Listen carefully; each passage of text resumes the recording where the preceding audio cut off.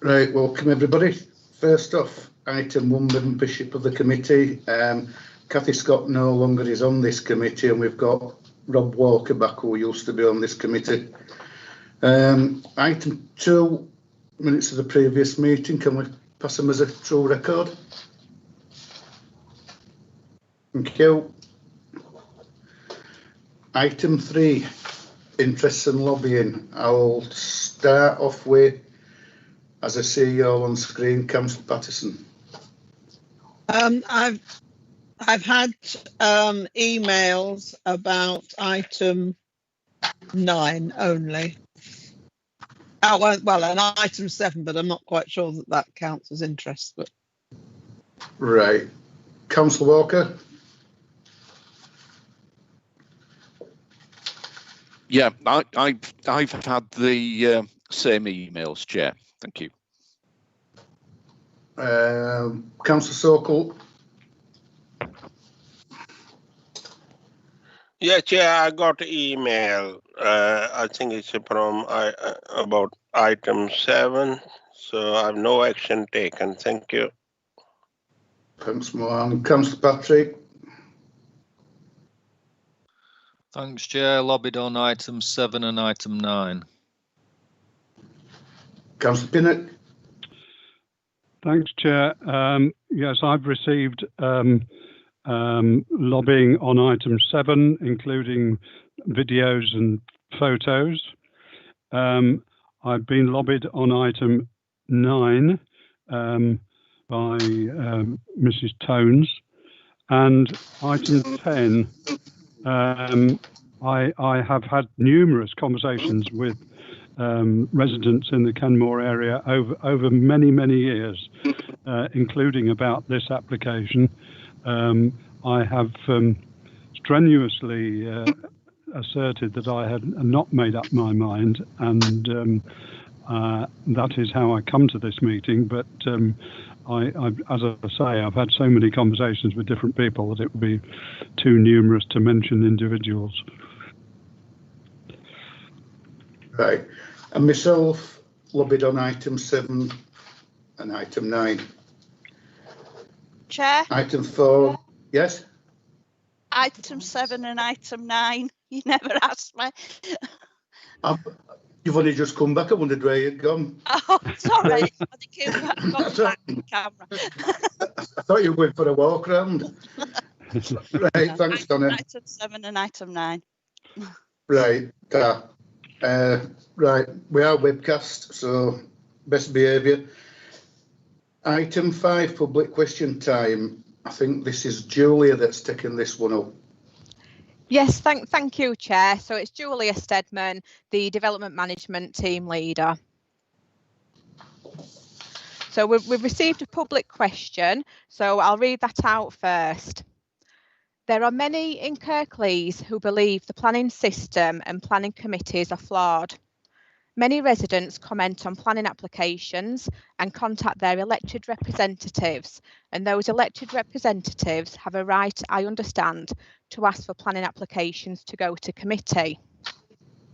If, after an elected member who undoubtedly knows their ward better than anyone else, requests a matter to go to committee, and that request is not granted, does that give the impression that the head of planning and the chair of the relevant planning committee don't respect that councillor and think they know best? So, in response to the question, I will start by setting the context. So the Chief Planner wrote on the 24th of March this year, "It is important that authorities continue to provide the best service possible in these stretching times and prioritise decision making to ensure that planning system continues to function, especially where this will support the local economy. We ask you to take an innovative approach using all options available to you to continue your service. We encourage you to explore every opportunity to use technology to ensure that discussions and consultations can go ahead, to consider delegating committee decisions where appropriate, to be pragmatic and continue, as much as possible, to work proactively with applicants and others where necessary, agreeing extended periods for making decisions. So, with this in mind, ward member requests to planning committee are set out in part 3.7 of the scheme of delegation included in the council's constitution. This has always required that any ward member request is made for a valid planning reason. Members are trained to identify material planning considerations. Such request is then considered by both the legal officer and the chair of the relevant committee. That assessment involves two considerations: that the reason is valid in legal planning terms, and whether, in the chair's opinion, and notwithstanding the fact the reason may indeed be acceptable in planning terms, in the interest of the efficient administration of the planning committee, whether the application should use valuable committee time in its determination. That decision is entirely with the discretion of the chair. During the current COVID-19 circumstances, it has been even more vital that the scarce resource of a virtual committee determination is used only for applications which merit it. Ward members have been urged to keep in the forefront of their minds that council business must carry on and keep the council's plans for economic recovery on track for the future, whilst maintaining confidence in the planning process. This approach is considered to be a pragmatic solution to keep business as usual as far as possible, to maintain decision making during this period to ensure decisions on planning applications can be made, and to prevent the accrual of an unmanageable backlog. This approach reflects the direction of national government and represents a working demonstration of the leadership principle enshrined in the Nolan Principles. Therefore, the clear answer to the question posed, namely, does that give the impression that the head of planning and the chair of the relevant planning committee don't respect the councillor and think they know best, is this: no. A decision made to refer an application to planning committee or not is not based on the identity of ward members who has made the request, nor any subjective assessment. Thank you, Chair. Thanks, Julia. Right, next item. Item 6, deputations and petitions. No deputations, Chair. None. Right. Thanks. Right, item 7, this is Mayfield 25 Lees Road. This is to receive a report relating to complaints. I think it might be Chris that's doing it. No, it's me again, Councillor Hall. So Julia Stedman, Development Management Group Leader. Thank you. So the purpose of this report is to inform members of the planning complaints received to date, actions taken, and the conditions monitoring of the Mayfield 25 site, which is one of the largest strategic sites currently under construction in Kirklees. This monitoring report is before members for information purposes only, following your request at the Strategic Planning Committee held on the 3rd of June this year. For clarity, this is not a planning application for decision, but a report to inform members of the planning compliance related matters at the site. So the site is identified on page 11 of your agenda and is a mixed use allocation in the local plan. The site has a frontage onto Leeds Road and is bisected by Taylor Hill Road. To the north are properties on Sunnybank Road, to the east open fields, to the south school playing fields, and to the west Slipper Lane. The whole allocation covers over 12 hectares. The original outline planning permission was granted in 2015. This was for the erection of industrial units and for the erection of 166 dwellings. The relevant reserve matters have been approved along with variations made under Section 73 of the Town and Country Planning Act. The relevant planning history, including discharge of conditions, is set out in Appendix 1 of the report. The site is subject to Section 106 agreement and obligations, and the relevant trigger points and actions to date are set out in Appendix 2 of the report. Appendix 3 sets out the full list of relevant conditions along with their trigger points. The Development Management Compliance Team operates a major site monitoring scheme, where sites are both proactively monitored and monitored as a reaction to complaints received. Planning compliance complaints received are dealt with in accordance with the adopted Development Management Compliance Strategy, and take into account the statutory provision along with the national policy set out in the MPPF and the MPPG, as referred to on pages 12 and 13 of the agenda. Non-planning matters that are covered by other legislation or bodies, such as building regulations and the Highways Act, are referred to the relevant departments within the council. We've been working closely with other colleagues to integrate our services across the council. And in addition, we have increased resources within the compliance team over the last 12 months so that we are prepared for the growth following the adoption of the local plan.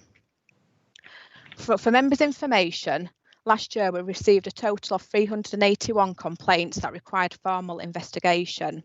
And as of November this year, we have already received approximately 570 new complaints. So a large increase since last year.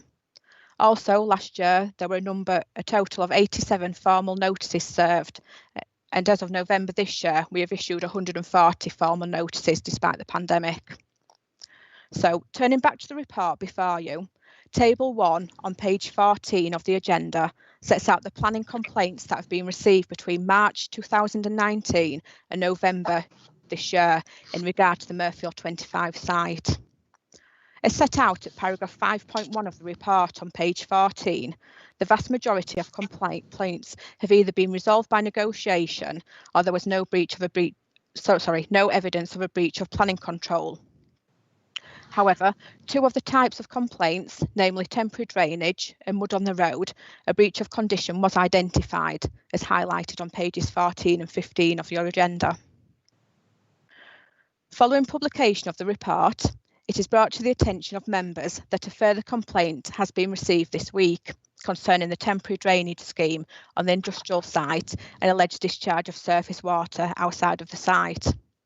The developer has already been contacted regarding this matter, and any action will be in accordance with the Development Management Charter. Other than this investigation, there are no breaches of planning control at the site. 2 breach of condition notices have been served, one in September last year and one in November this year. The last notice, served in November and is referenced to at paragraph 5.5 on page 15 of your agenda, concerned the failure of Taylor Wimpey to make provision of a wheel wash. Following the publication of the agenda, this notice has been complied with and there is now an operating wheel wash and the provision of mud stopper mats to prevent the deposit of mud on the highway. Finally, I can also confirm that all invoices for Section 106 payments due at the site at this time have been issued at the site. Thank you, Chair. Thanks, Julia. Got one speaker on it, Councillor Bolt. Thank you, Chair, and thanks to Julia for that. I can give committee an update that on the last point that Julia made, paragraph 5.5, I've had a walk on just now, Steve, immediately before the meeting, and hopefully there are some photographs coming which are of that. There is no wheel wash on that site. The pressure washer that was there for photos when officers visited isn't there now. There's the mud stopper mat, and when I asked staff on site, where's the facilities for wheel wash, the flippant reply from Taylor Wimpey staff was, it's coming out at Skylad. Is that the enforcement that we want to see from Kirklees? That things which are there for photographic purposes vanish subsequently? I don't know how much it costs to keep a pressure washer on site, but as I say, as of half an hour ago now, it's not there. The road sweeper shot past me at about 40 miles an hour. And again, there's pictures that show detritus in the gully. Clearly, yeah, the road sweeper is not doing its job. None of them are. So there's disappointment that this report, which was omitted from the meeting on the 3rd of June, and caused some members to suggest a deferral of the application, has taken so long to come back and matters are not fully resolved. It would seem that reading it, there's nothing wrong at all. Clearly, that's far from the case. The principal issues here are the environmental damage on the highway and the impact on the properties adjoining the development. Kirklees staff have said that they don't see any issues on the highway when they visit, yet this is documented by photographic evidence over a long period. The police take third-party photographs and videos as evidence, so surely Kirklees should too. Julie's already mentioned that issues on the highway are not within planning. Well, they are if they're part of the planning conditions in terms of keeping the highway safe. Remember the council motto, together we serve. So, and strangely enough, with regards to some issues, I've had an email from the case officer saying that they can't enforce a planning issue where it relates to something like the provision of staff parking. Well, surely you must be able to do. That's the purpose of the conditions. You might not be able to tell the building site workers where to park, but you tell the applicant that they're in violation, and they have to resolve that themselves. Members, I've previously raised the issue of planning enforcement at Cabinet and at scrutiny, where the leader and deputy wrongly said it was a quasi-judicial matter. When I pressed them, they said these matters are the responsibility of this committee on a day-to-day basis. And whilst I might dispute that, that's the edict of the leader. And this committee, and you, Steve, as its chairman, are responsible for managing the enforcement and compliance according to them to make sure that action is taken. So let's look in detail at the report. Appendix 3.2. The development hereby permitted shall be carried out in complete accordance with the approved plans and specifications. The word complete there means everything. It's a shame, though, that sometimes when you're highlighting failures by developers, Kirklees is not the best at carrying out its own violations. And I've reported matters to Cabinet where previously approved Kirklees schemes have not been done in complete accordance. So when condition 4 and others say clearly before the first occupation, and there's no completion sign off on the report, something's failed because there are occupations on both the residential and the development side. Clause 16, foul drainage, is not completed according to the report. For both sites, the failure of the developers to submit and have your approval for their travel plans, and note the requirement that it is the development shall not be brought into use. So they shouldn't be doing anything until they've got the travel plan signed off. The construction phase has as much to hold to account as the final occupation. 30 seconds. I thought ward members got 5 minutes. You have.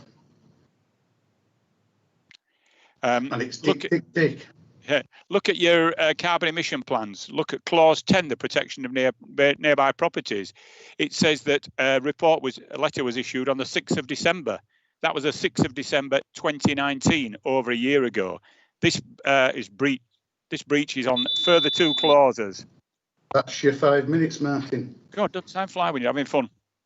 I know, I'm absolutely in tears here. I'm having so much fun. One thing I will say is I came down past your way at 11:30 this morning, and there is a hell of a lot of mud on the road, because you really did have to slow down and watch what you were doing. So I agree with you. There's they're not following rule this morning, that is for definite, but it has been reported already. So yeah, right, no more speakers on that. You've got some asking to speak. Councillor Penny. Andrew. Yes, thank you, Chair. I'd like to agree with Councillor Bolt, and I don't say that very often, obviously, but it does seem to me that looking through the report, and you've only got to look at the last page on the reserved matters application, where it says submitted, not discharged, and that relates to discharge of surface water.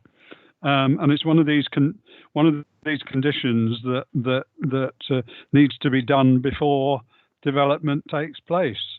And clearly, this is yes, they might have submitted it, but you can see why it's not been discharged, because it would appear that they are doing something that the condition tells them either not to do or to do only when they've got proper permission. So I don't know whether Councillor Bolt was proposing stronger action, but I would certainly endorse that. Even though I know that the enforcement team is is under what can only be described as considerable pressure at the moment. I think that these conditions, if they're to mean anything at all, and that's the point of putting them there, need to be enforced. Thank you, Chair. Thanks, Andrew. Councillor Patrick. Thank you, Chair. I'm not surprised at all by anything that's been said. My own experience over a number of years is that, unfortunately, as a local planning authority, we are very weak when it comes to enforcement action. And I think the inbox would be a lot lighter than it is if we targeted and took some real enforcement action against some of these developers. You know, one of the issues at this site, drainage, surface water drainage. I can tell you that every single housing development site that's been approved in recent years, and I'm talking the bigger developments, not the small developments, the bigger ones where you've got medium-sized and large-sized building firms. Every single site has been plagued by surface water drainage issues where neighbouring properties have got flooded, some to quite an extent. So you've got different sites in different builders, different companies, and the same problems. And I think that reflects on the local planning authority. In the case of drainage, it reflects on the local lead flood authority, which is the council. We are not, for some reason, getting this right. I know from experience at my sites that builders can go on site before conditions are even agreed, let alone discharged. And this will continue as long as local planning authority allows it to happen. So I would really like, I'm a bit disappointed with this report because I know it's taken about 6 months to come. And I don't think it really tells us the story. Certainly not in the main body of the report. So, for example, if you refer to the table 1, it tells us the type of complaint, and then it says the number of complaints. Okay, that's interesting, but I would be more interested in knowing whether the 14 complaints for the breach of the mud on the road were all on the same day, or they were on different days over a period of 14 weeks or 14 months or however long it is. That's the information we need to see as committee members. And in actual fact, it's the information that the enforcement officers need to see to take action. Now, they talk about monitoring. I always find that an interesting word, monitoring. To me, that means keeping a close eye on what is happening on site and going out and making regular site inspections. Okay, COVID has created problems in that respect for this period that we've been affected by COVID. But nevertheless, that is what monitoring is. It's keeping a close eye on what's happening. So when you're reading the main body of the report about on 5.4, it says at some point the use of the road sweepers ceased at some point. I mean, no indication of when it was at all, not even within which month it was or which week it was, at some point. So if they don't know when it ceased, that suggests to me that the monitoring isn't as good as it needs to be. If you're going to build a strong enforcement case to prosecute or take serious action against companies as big as this one, you've got to get your information right. And this, I hope, this is just a poorly written report and the actual data is somewhere.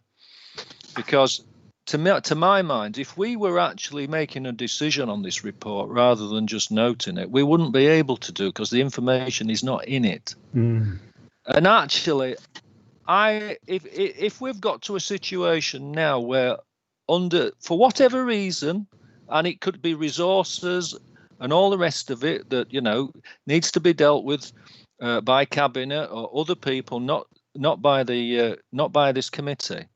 But if the officers cannot, for whatever reason, take enforcement action under officer delegation from this committee, then maybe we should be referring some back to us for us to make the decisions. And I would actually like to see that.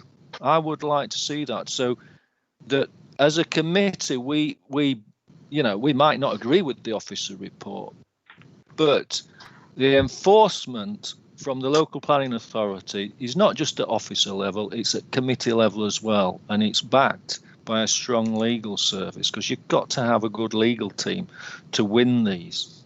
You've got to win these. And if we start as a council targeting these builders who are, in breach, you will find that they will stop doing it. I'm sure they don't do it everywhere. I'm sure there are other local planning authorities who do take enforcement action where when they build houses in their authority, they take a lot more care than they do in ours, because they know they can get away with it. They know they can get away with it. And some of these problems are massive. I mean, if you get a housing estate built next to you on a field that didn't flood before, and they build houses on it, and your property gets flooded, that's a serious issue, and that's something we should be on the ball with. And I'm not at all happy about it. I think we need to take stronger action, and I'd go as far as saying that I'd like to move, and I don't know whether it's possible, but I would like to move that this report comes back with all the detail in it, and we have an opportunity to decide whether enforcement action is taken on this site or not. Thank you. Mohan.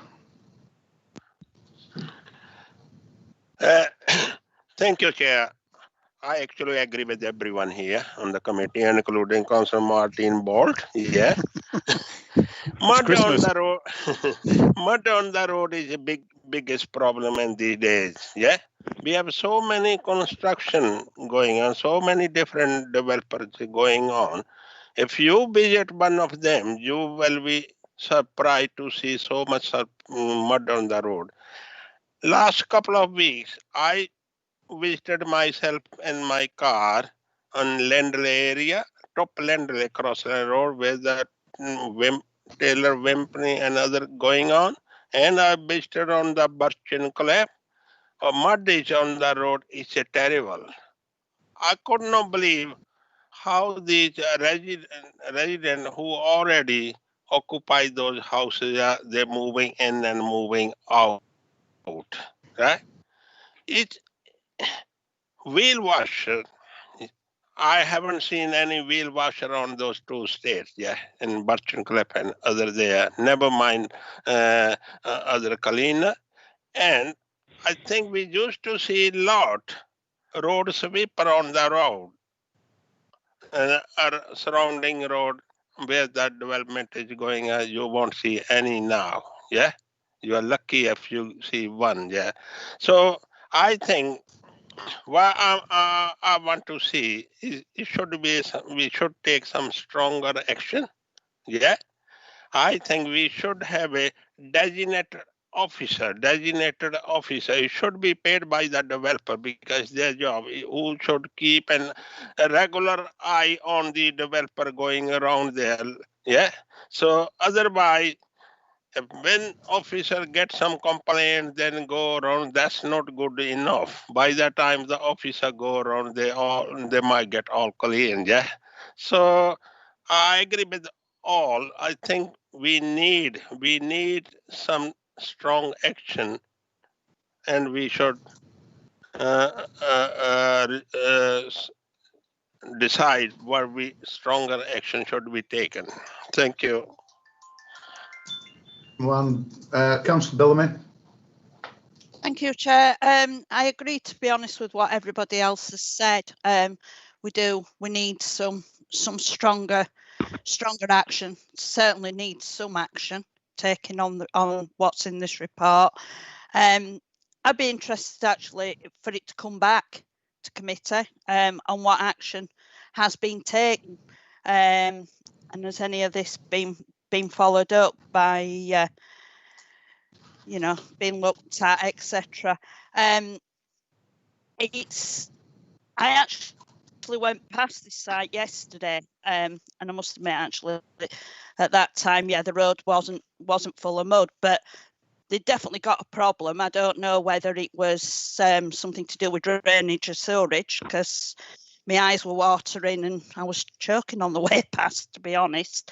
So I think they've got quite a lot of issues going on up here that obviously enforcement, whether they have looked at or whatever, things haven't been done. I think we've got a serious problem with enforcement across probably the whole of Kirklees. With, as Councillor Patrick's mentioned, there's been, problems in other places and strong action not taken. I've got a building that should have come down 3 years ago. I'm still waiting. So yeah, I'd like to see a lot stronger action, and I'd also like to see this come back and hear what's actually been done. Thank you, Chair. Right, thanks, Donna. I'm going to get Julia to come back in, but as I did say earlier on, I did see a lot of muck all over that road this morning, like about 11:30. And yeah, we do need to jump on them and tell them to get it cleaned up, have a wheel wash there or a power wash or something.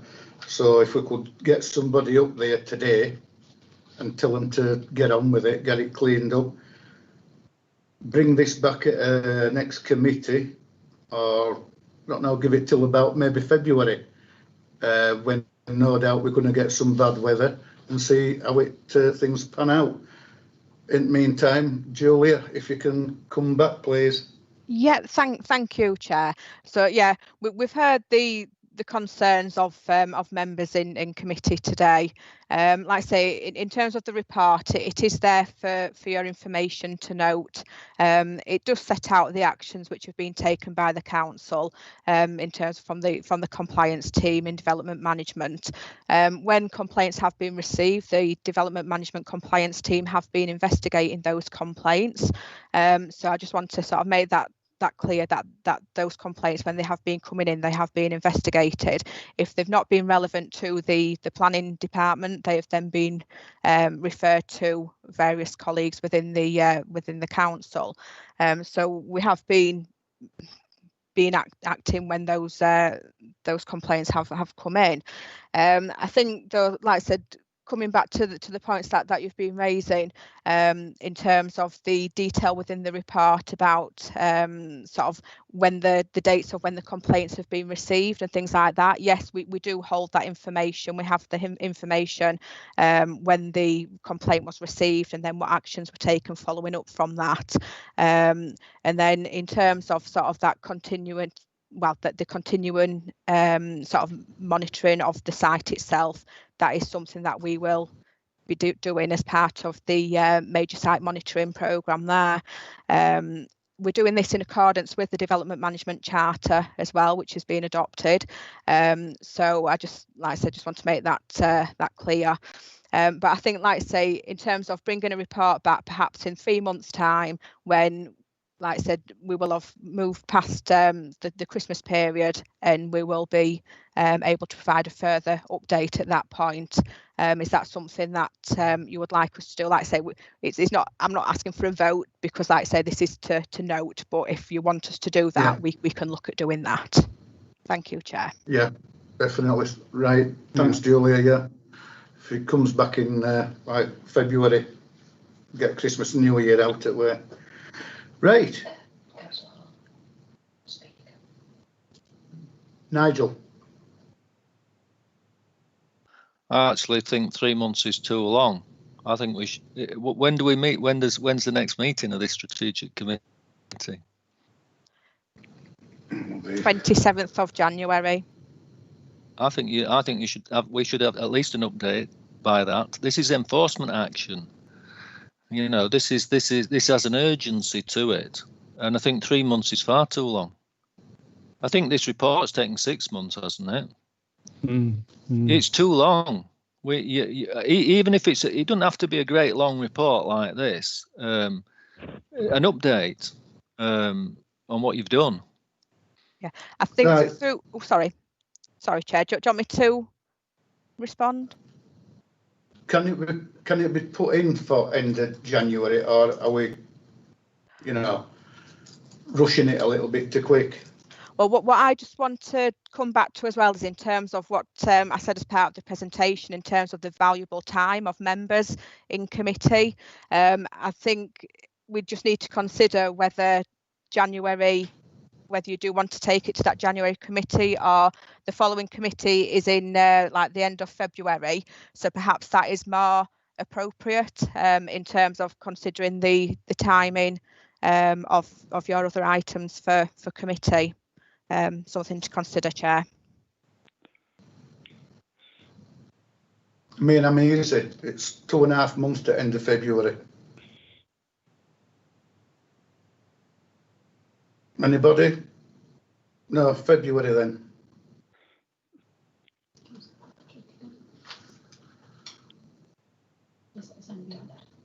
Donna?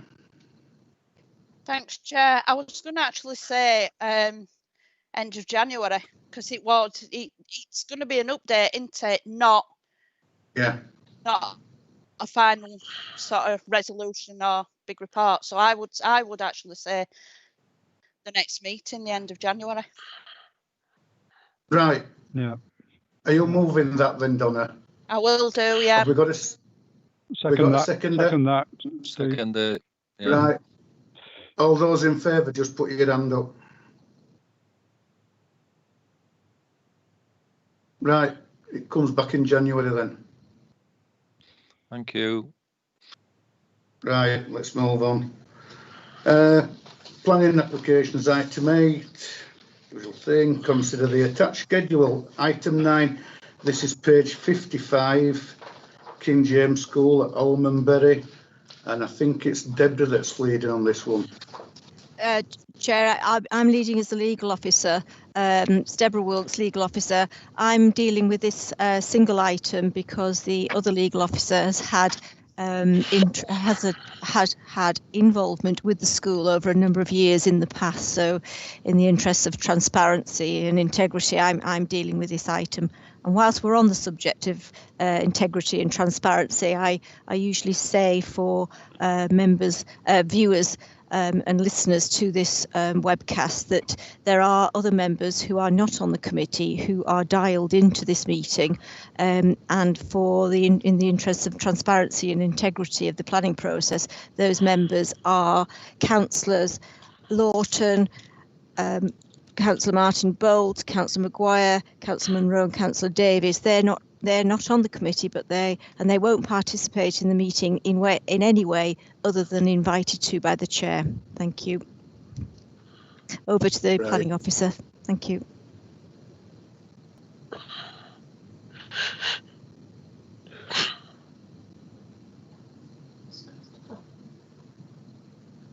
Right, Chris, it's all yours.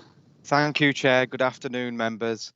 I'm Christopher Carroll. I'm a planning officer from the Minerals and Majors planning team, and I will be presenting the committee items today with Nia Thomas. So the first item on committee is item 9, the erection of 10 classroom teaching block and formation of car parking area with associated engineering landscaping works at King James School.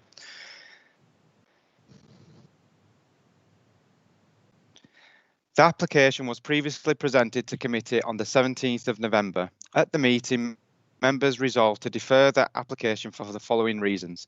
For the applicant to assess and estimate the likely percentage of students attending who walk to and from school in the new catchment, and to consider students' walking routes.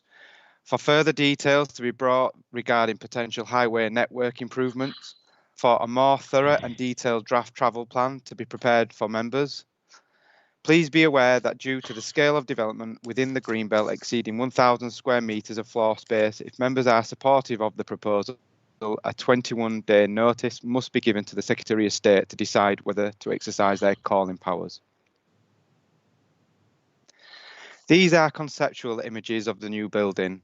As a summary of the application's other matters considered previously, the proposal seeks a new building within the Greenbelt that would be inappropriate development.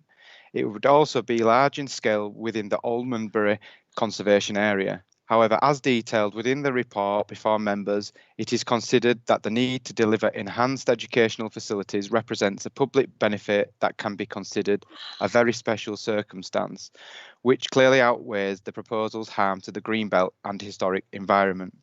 There are no concerns regarding residential amenity or with any other material planning considerations addressed within the officer report.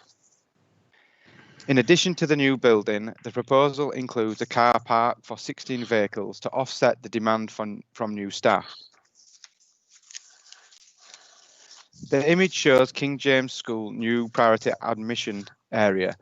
Considering the first reason for deferral, members saw a more in-depth assessment of the anticipated increase in student walking.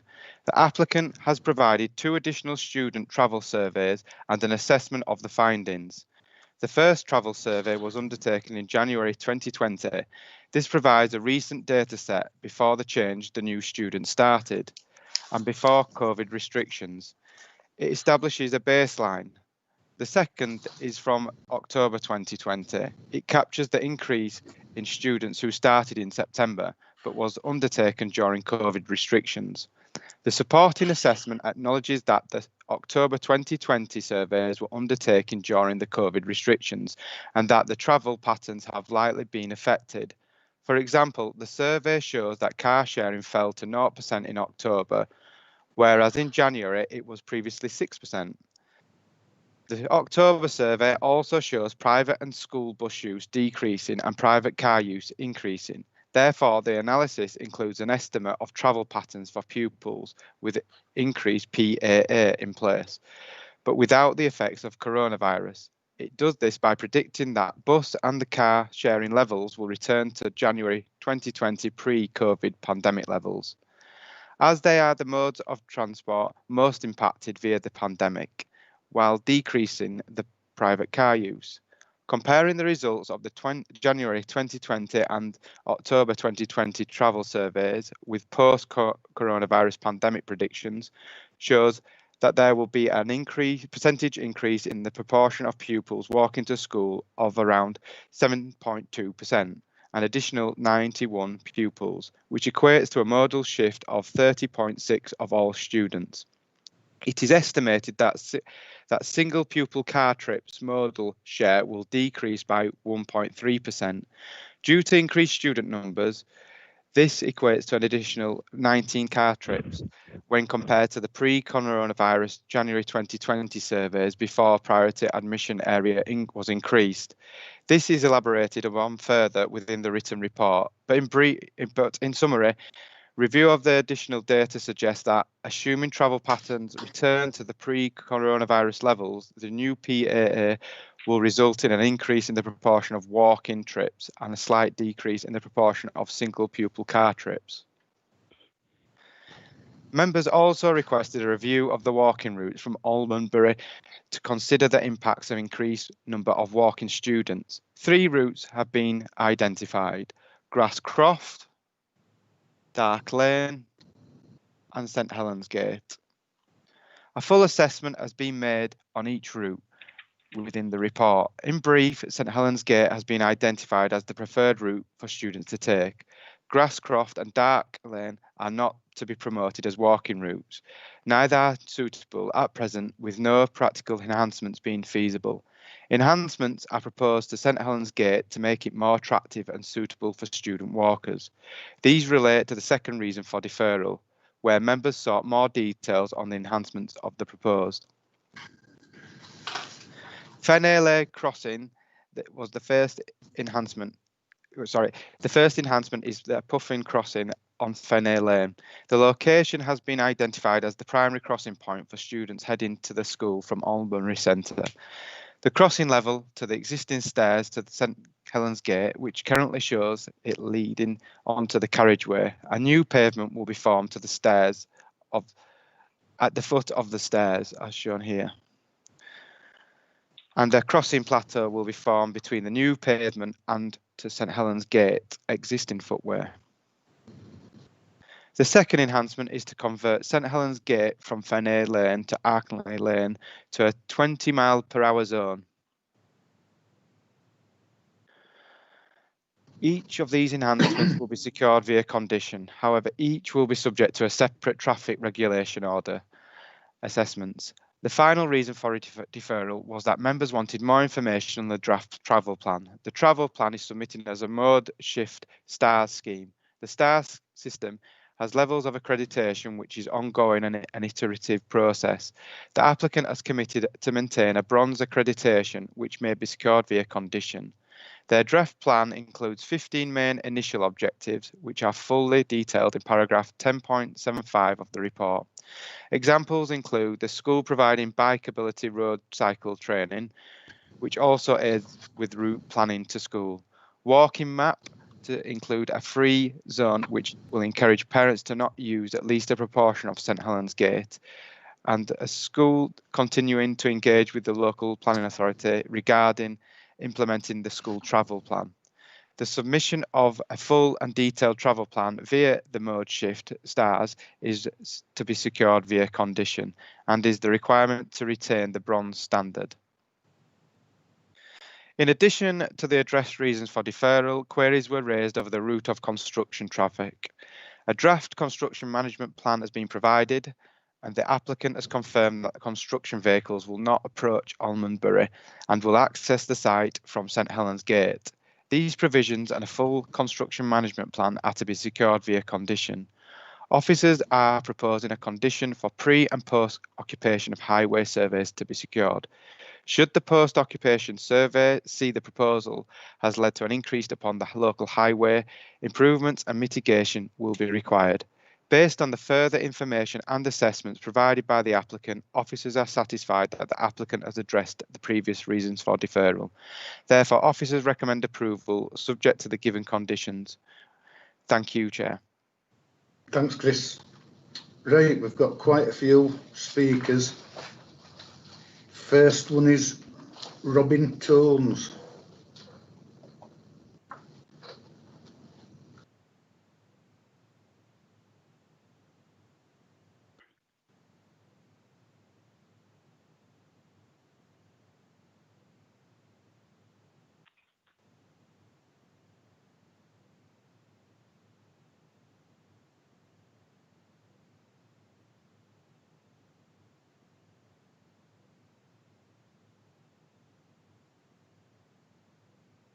Right, afternoon, Robin. You've got 3 minutes starting from now.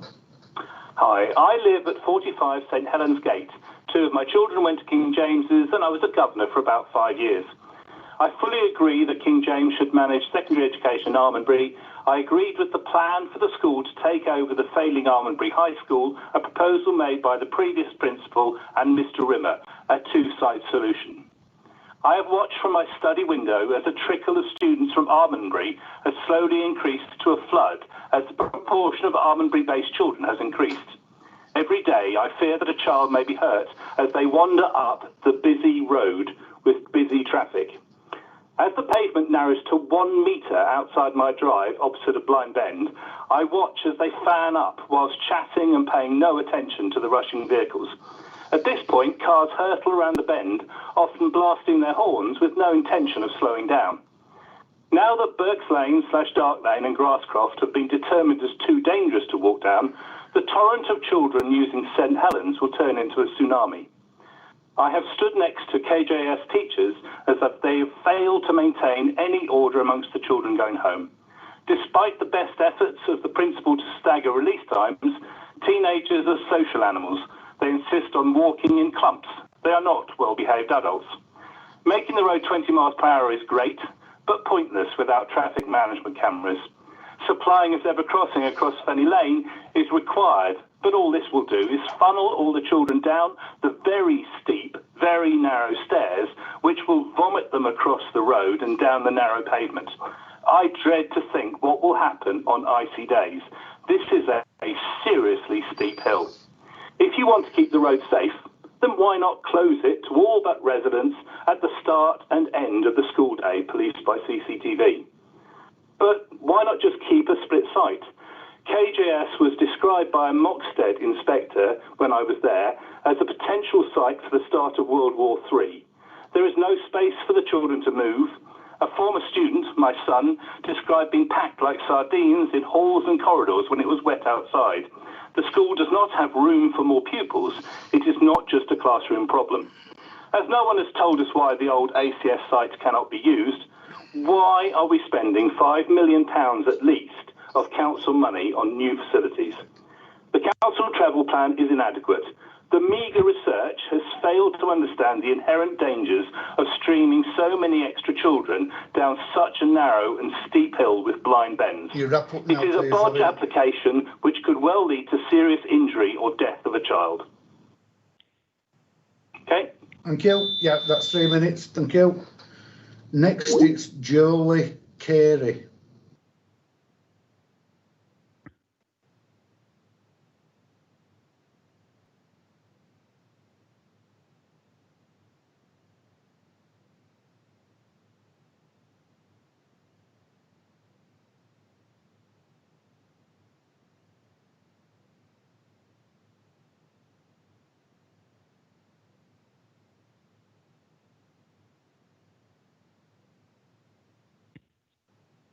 Afternoon, Jolie. You have 3 minutes starting from now. Thank you very much. Thank you for letting me speak today. I'm raising 2 points. The first is access.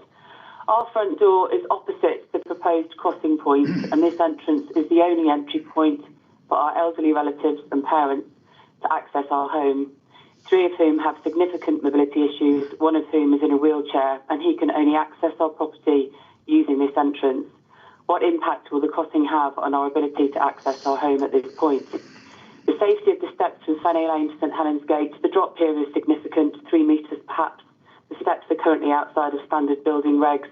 The area is rarely maintained. Pre-COVID, we were the ones cutting back vegetation ourselves to keep the steps passable. The width of the road. Council reports state that St Helens Gate is a standard 2-car road. It is not.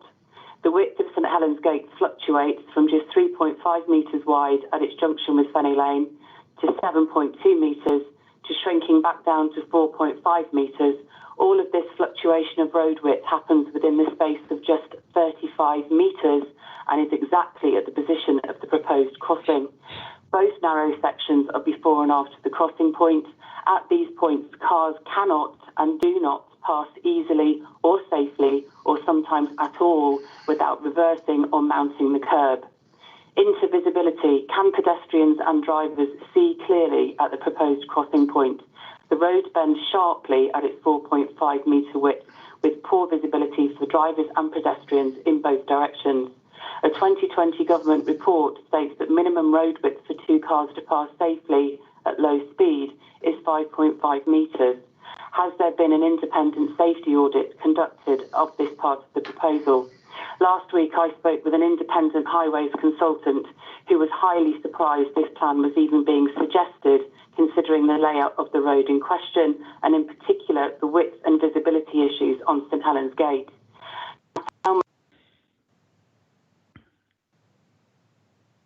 Points on St Helens Gate are overwhelmed with traffic and pedestrians at peak times, with driveways and pavements used constantly by cars trying to give other road users space to pass. Safety measures, 20 miles an hour is great, but how will these be enforced?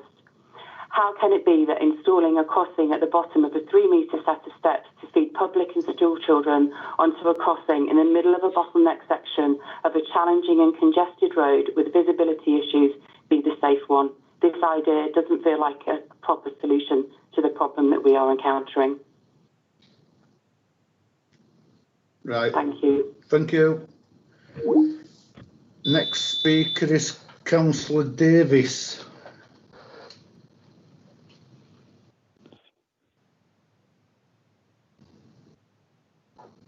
Good afternoon. Thank you, Chair. Afternoon. Yeah, I'm going to keep my statement brief, really. I'm not against the application. I'm not opposing it, but my support is very reluctant, and it does come with a heavy heart. The increased numbers of pupils at the school will add to the issues previously highlighted, and there are no easy walking routes. The routes are dangerous. The traffic congestion is bad. And the increase in the nuisance for residents has been plainly stated in all sorts of arenas.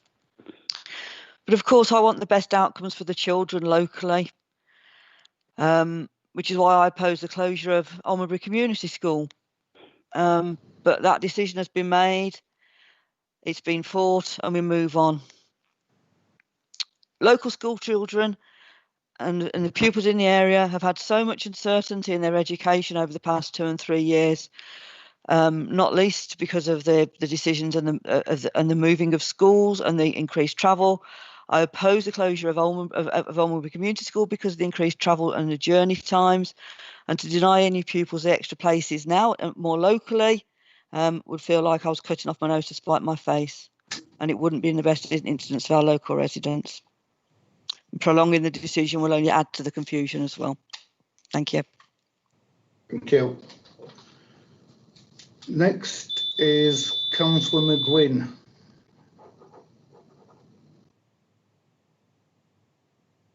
Thank you, Chairman. The decision on this application was deferred owing primarily to questions regarding a safe travel plan to King James School. I accept that a walking route from Grasscroft suggested by myself is not of the required standard. After the walking route myself, I realise it is far too muddy and unsafe, as there is no pavement where cars can go now. After reading the report, I think we can all accept that walking along Burks and Dark Lane is dangerous. There is no pavement in most parts and very narrow.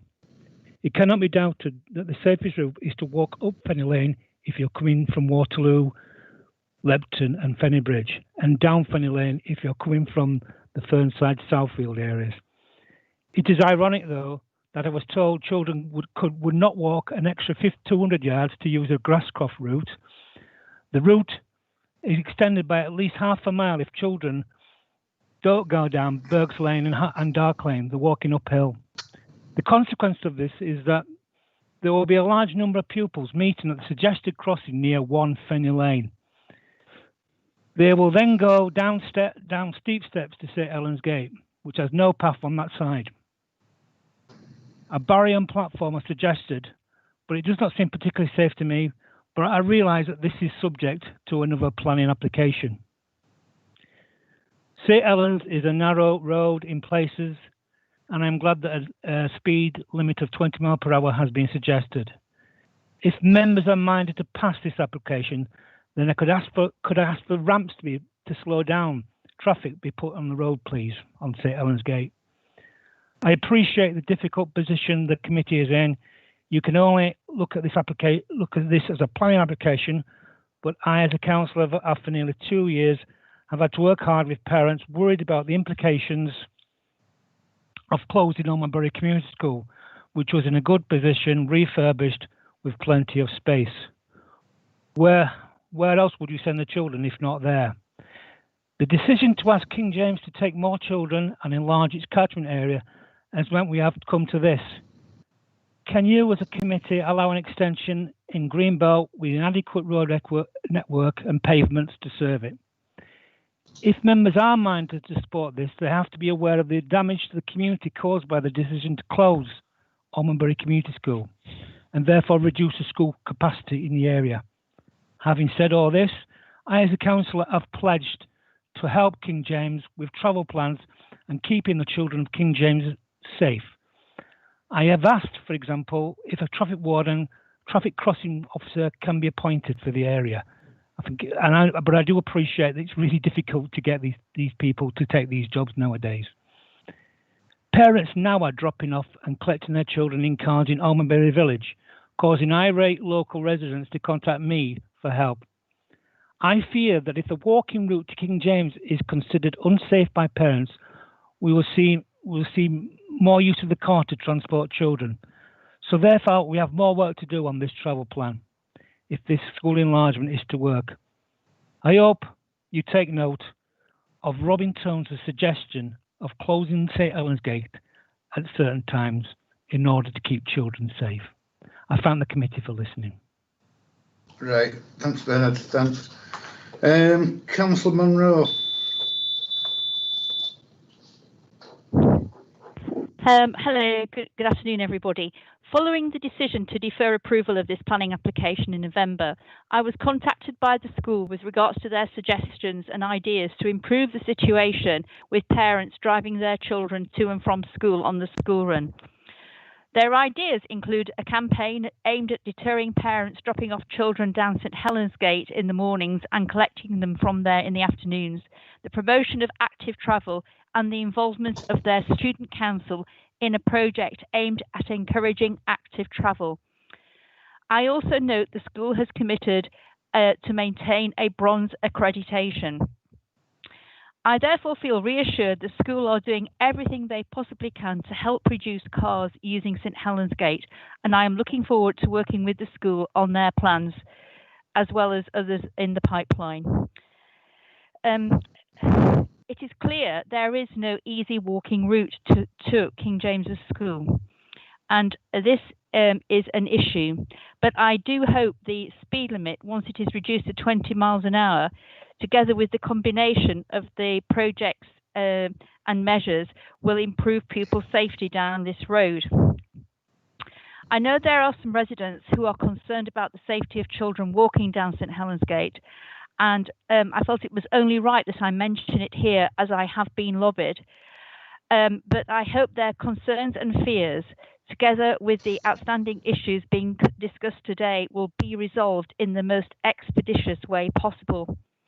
I understand educating young people in split settings is far from ideal and may impact upon their education. In the best interest of the children, it is therefore vital there are no further delays. And I would be more than happy to work with the school on having a school street where, in actual fact, no parent travels down with their children during the day to drop off their children at the school. I think this would be a really good idea if it could be made possible. Thank you very much. Thank you. Next is Mr. Rimmer.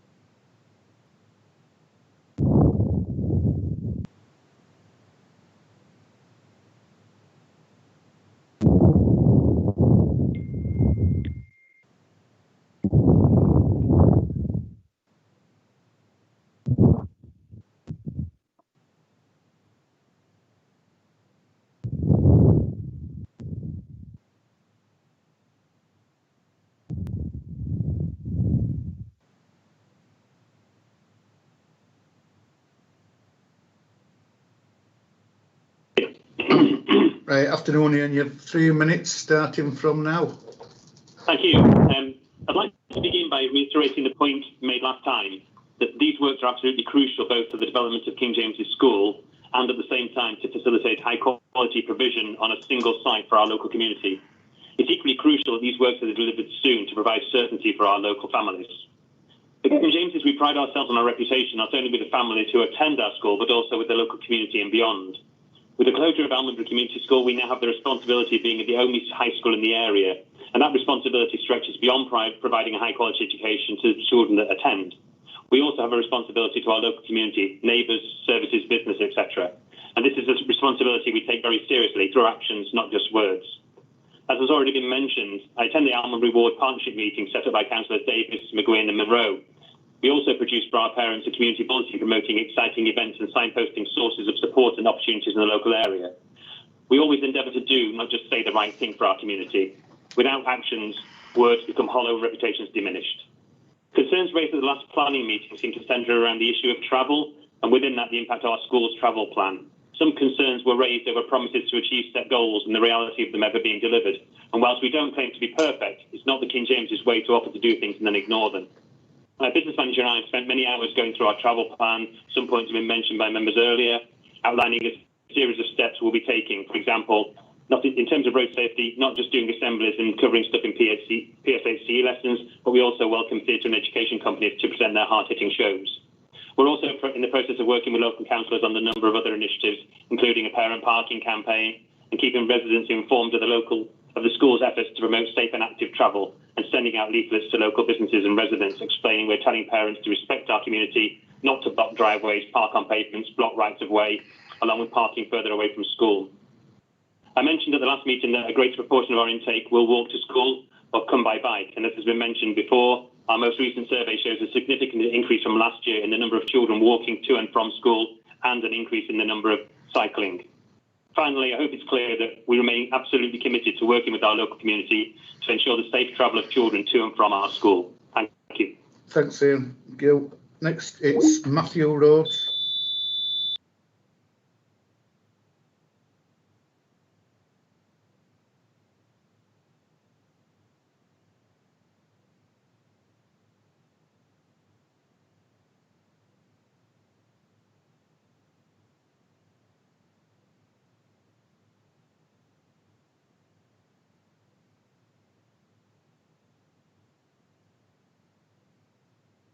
Minutes starting from now. Thank you, Chair. Good afternoon, and thank you for giving me the opportunity to speak today.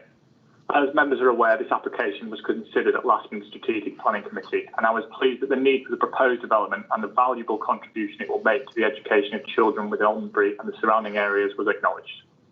Members did, however, request further clarity on highways matters, in particular how the recent change to the school's catchment area has affected the proportion of pupils walking to and from the school, and what measures this scheme could deliver to improve pedestrian safety overall at the school. Over the past few weeks, we have worked closely with highways officers to better understand the implications of the new catchment area, which came into operation in September of this year. Analysis of recent survey has demonstrated that the new cohort and catchment area has already had a positive impact on pupil travel habits, with around 30% of school pupils now walking to school.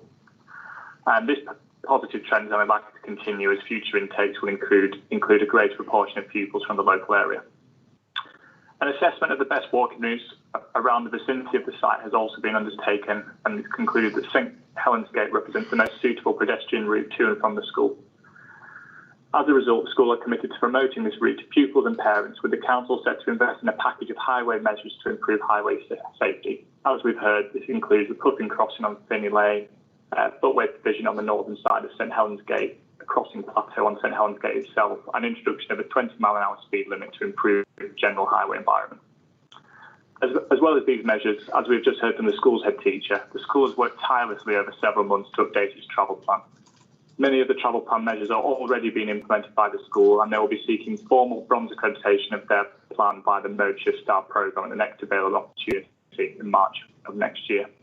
The school are committed to maintain this accreditation and working closely with Council Travel Plan Officer, local members and residents on future initiatives, and working closely with these groups to improve pedestrian safety and highway measures. To summarise, the proposed development will deliver a number of benefits for the school's recently established larger cohort and children within the area, including the provision of a much-needed new teaching facility, supporting the delivery of several pedestrian safety improvements, and an opportunity to formalise the school's travel plan to further promote non-car travel and highway safety initiatives. I hope the additional information provided now enables members to support the proposals and endorse the officer's recommendation to approve the application. Thank you very much, Chair. Right, thank you. Right, members, it's over to you, and first up, it's Councillor Walker. Right, thank you, Chair. I'd like to support the amended proposals. I think it's extremely important to provide good quality accommodation of sufficient size for young people in the area. I think there has been a lot of uncertainty over the last 18 months or so, which I think is not a good thing for young people and their families.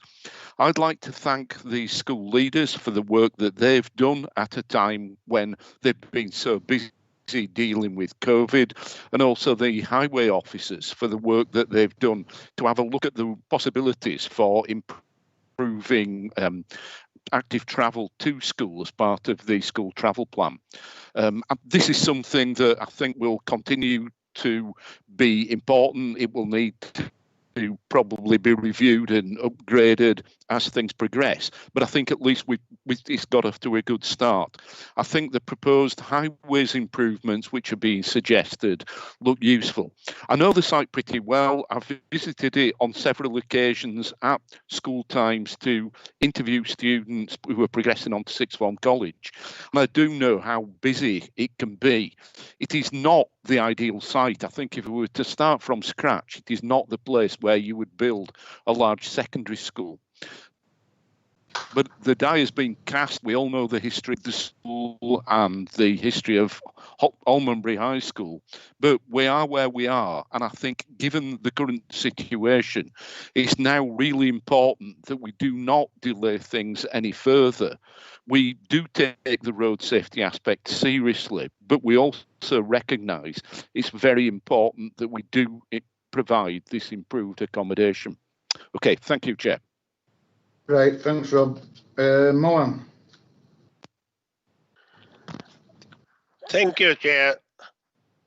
Like Rob Walker, we need to take children education very seriously, right? Although it's our responsibility the safety of other people around the area. Yeah, it's no good to delay this report for another month or 2 months. Yeah. What some members, some speakers has proposed closure of the road on the end during the morning or in the afternoon. I don't think it's the right one, because in the morning there will be a lot of teaching staff traveling to the school, and there might be local residents who want the access to their property. I think it's very difficult to close the road in the morning and the afternoon. But again, I think this amended report, like Councillor Rob Walker has said, I think it's the best way forward is, yeah. And I think like Councillor McGuinn has said, 20 mile an hour speed, which is a part of there, or we consider some traffic calming that will remove the what's it called safety problem there. Again, yeah, we have heard from teachers, school staff. We need to promote the walking and cycling in the area for the children and the parents. That's a good idea. So I agree with Councillor Walker, and I think we should not delay this report. Amended report is a good amended report. So I move to accept the officer recommendation. So I move it. Thank you. Right, thanks, Mohan. Councillor Patterson.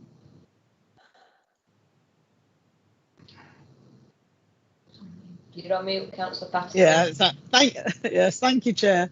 I really can't add much more to what Councillor Walker and Sokol have actually said. Though I must reiterate that my thanks to all the officers, everyone from the school, the ward councillors who have all worked really hard over the last month to improve the report and the suggested ways to keep the children safe. I mean, as Councillor Walker said, you wouldn't build a school down St Helens Gate if you had the option, but that is where it is. It's also where people want to send their children to school, and so it's never been the safest access. Well, since cars were invented, at least.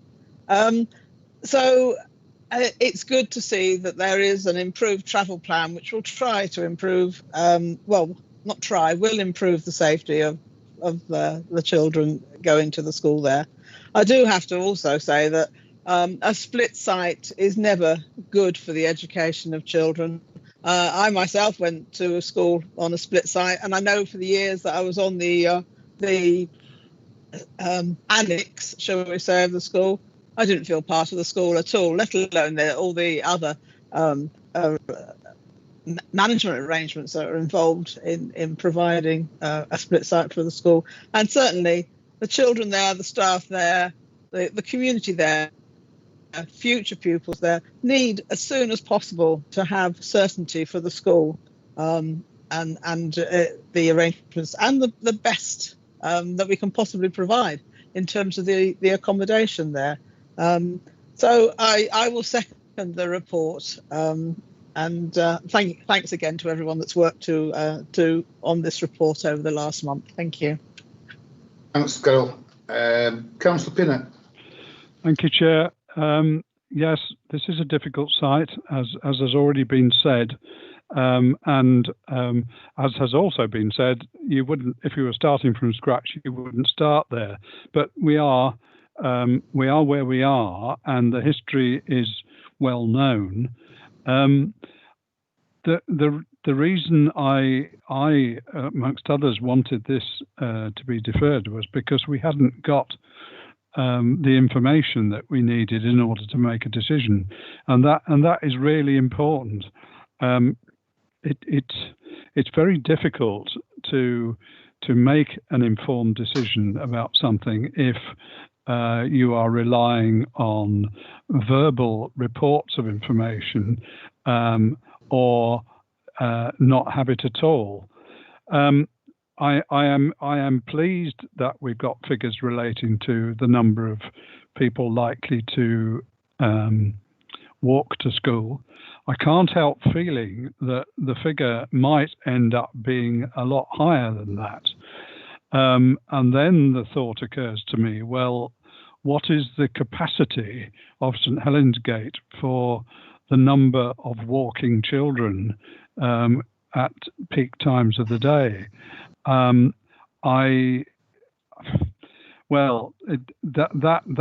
is a problem, I suspect, that the school will have to face at some point, because for perfectly good reasons, I suspect it will be encouraging children to walk to school where possible, and particularly if there's a group of children who live near each other who want to walk together, then there could be the opposite sort of problem, that the number of children walking to school becomes so great that the pavement won't take them all. So we've got a situation where sometime in the future, maybe, some bright person may say, well, I think we should move this school to the other site in Almondbury, and where there is a lot more space. I mean, I'm not saying that will happen, but it is a thought that has crossed my mind. I support what is proposed, but only with a rather heavy heart, because this site and the arrangements associated with it are not ideal, not nearly ideal, in fact. But I am impressed with the way that the school is doing its utmost to ensure that children walking to school will be as safe as they can possibly manage it. So, as I say, with a somewhat heavy heart, I would support this. Thanks, Andrew. Councillor Patrick. Yeah, thank you, Chair. Yeah, I agree with a lot of what Councillor Pinnock has just said. We've got to remember the deferral was all about, had nothing to do with the education. I know that's been thrown in as a sort of tried to get us to support this. It's nothing to do with that. The deferral was all about highways and road safety. And given that the council is heavily involved in this site and this application, I think it reflects badly on the council as highway authority that at the first attempt of bringing this to committee, it hadn't done its job to make these children safe. And that's why we asked for a deferral. Now, we've got some new information and, well, it's better, but it's not brilliant. And, you know, there's a paragraph 1.4 in the report which says both Puffin Crossing and the 20-mile-an-hour zone will be subject to public representation, which, yes, that's the procedure, I'm sure. But I hope that doesn't mean that it'll get kicked into long grass and never happen. We have to have a certain amount of confidence in the council that it is going to deliver on this. From what I read in this, I'm not confident the council is going to deliver on its side. I am actually encouraged by what the school says, and I would have confidence on them to ensure that these things do happen, because if they don't happen, we'll know about it, because I'm sure the ward councillors will jump up and down about it and say, why hasn't this happened? One thing that did jump out at me that nobody else has mentioned, why we're putting steps? Why are we putting steps on a Puffin Crossing when we could have issues of disabled access? Why are we even thinking about that? And the answer will be because it's a slope, but we can't put steps in because we should be thinking about disabled access. So that in itself, to me, is another, you know, question mark about how much the applicant's highway side has looked into this. I don't think they've looked into it well enough, and I think they could have done a lot better job. And I think the council's missed a trick here. I think it could have done a lot better job on this application, and for the people and the children that go to that school, particularly given it was the council's decision or the cabinet members' decision to close the Almondbury school, of which I've had no part in. So I'm just a mere observer. But I think with all that background, I think the council as applicant could have done a much better job than it's done, and I'm just really disappointed about that. So I'm not going to support it, but I won't oppose it because it needs to happen. But I would like to think that the school makes sure that these measures are brought into being that's in this report. Thank you. Thank you. Councillor Bellamy. Thank you, Chair. Yeah, I agree completely with Councillor Patrick. In fact, he's covered a lot of my points. Just on the 20-mile-per-hour zone, if it is to go in, firstly, is it likely to be enforced, or is it just going to be signs up that say 20 mile per hour like it does in, you know, the middle of Meltham, and nobody takes any notice, and, you know, it's never enforced or anything like that? So I've got concerns there. I've got concerns with the steps. Yeah, there is some improvement with this report, but I honestly don't think it goes far enough either. So I think I will be abstaining as well. Thank you. Thank you. Chris, before we move on, can we definitely say that this 20-mile-an-hour zone is going to be enforced? Thank you, Chair. I just thought I'd better speak. I've obviously observed what speakers have said and what members have said. I just thought I'd try to summarise what we've done in the month since we last brought this to committee. Obviously, we've worked quite hard with the school and with other highways office and highway safety to try to sort of clarify some of the points. I mean, we've got the additional survey information. We've analysed that. I think we've addressed Councillor Pinnock's question about the sort of percentages likely to be walking to the school, and that's, you know, I think we can our assumptions have been proven by the results that that's likely to increase. I think single occupancy car trips will probably decrease as time goes on and the catchment area sort of evolves into its new catchment area. We've confirmed and sort of firmed up on the highway improvements, the crossing across the Fenny Bridge, the Puffing crossing, the steps that Councillor Patrick referred to. Those are existing steps. It's just that is just the position of those steps, and the position that crossing has been located because that is from our highway safety team's perspective. That is the position that it needs to be located. There's limited options to position it, and that is the position it will be located. To try to improve the situation on the top of St Helens Gate where it connects, we're proposing to build out to give pedestrians a bit of somewhere to stand safely, and then a plateau to help them cross St Helens Gate. I acknowledge, and I think we said this last time, that, you know, the school is not in an ideal location with regards to access. We've assessed the walking routes to and from the school, and I think the view is that St Helens Gate, despite some of its shortfalls, is the better option, and hence we're improving facilities along that. We discussed it with highway safety at some length, and they've confirmed that introducing the 20 mile an hour zone does meet the council's criteria for doing that. I think initially, I mean, vehicle speeds were higher than 20 at the moment when they did the surveys. They will introduce that. Initially, no other than signing and lining, they won't be proposing any specific harder measures as far as enforcement goes. As you're aware, there is a condition to review highway safety and routes to the school post opening, probably in 12 months when they review things. That would pick that up. If that's not being enforced properly, we could look at introducing more physical measures at that time. But initially, it will be just a signing and lining type of enforcement. Speeds are not excessively more than 20 at the moment. I think at school times, you know, there'll be very few vehicles travelling above that level. Just picking up on a point, yeah.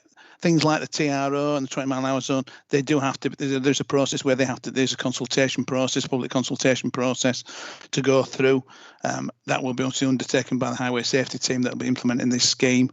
I mean, like with all these things, there's never any guarantee that these things will be implemented. But I think, you know, there's a will on all sides to resolve any objections, and so I think there's a good degree of certainty that will happen. Regarding the travel plan, the Cool Travel Plan team are working with the school in developing this. Probably the first school, I would imagine, will have a condition actually requiring them to get an accredited level of travel planning. It won't just be a document that ticks a box and then sits gathering dust on a shelf. It means that they will have to have active engagement with it, and it means that the council will have active engagement with the schools. I hope that gives members some confidence that, you know, that there will be ongoing dialogue and looking to develop the travel plan and increase sustainable transport modes to the school. I hope that sort of summarises where we are. Thank you. Thanks, Chris. Right, it has been moved and it has been seconded. So we'll go to the vote. Sorry, I didn't hear the movers and seconders. The mover was Councillor Sokol and the seconder, Councillor Pattison. Thank you. Would you like me to? Yeah. So, members, you're voting on the recommendation as set out in the report and the update. Councillor Bellamy? Abstain. Councillor Patrick? Abstain.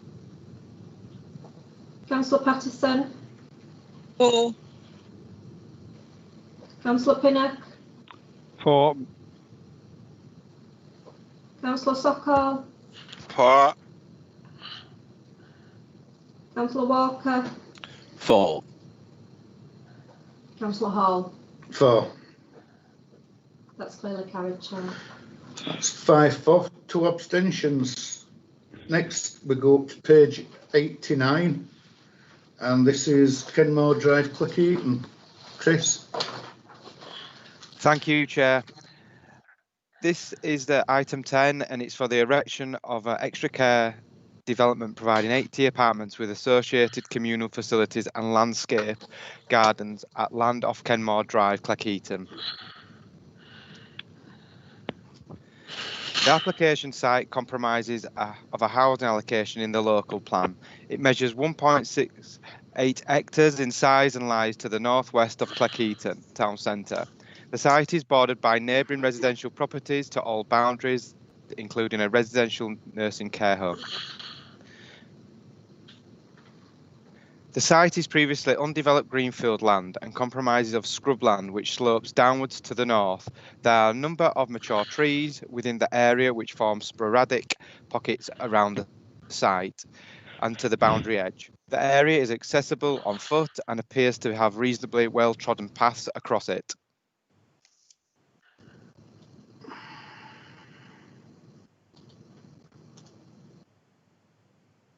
Permission is sought for an extra care housing development to provide 80 apartments for affordable rent with associated communal facilities and landscape gardens. The building would be located in the southern part of the site with communal gardens to the north. The private communal gardens would be secured by retaining a retaining wall and an estate fencing, beyond which would be an area of public open space with a circular footpath. An outdoor classroom area is proposed in the southeastern corner. These are the north and eastern elevations, and it shows the building would be a 4 stories high, dropping to a maximum height of 2 and 3 stories, adjacent to a neighbouring residential properties. This slide shows the south and west elevations.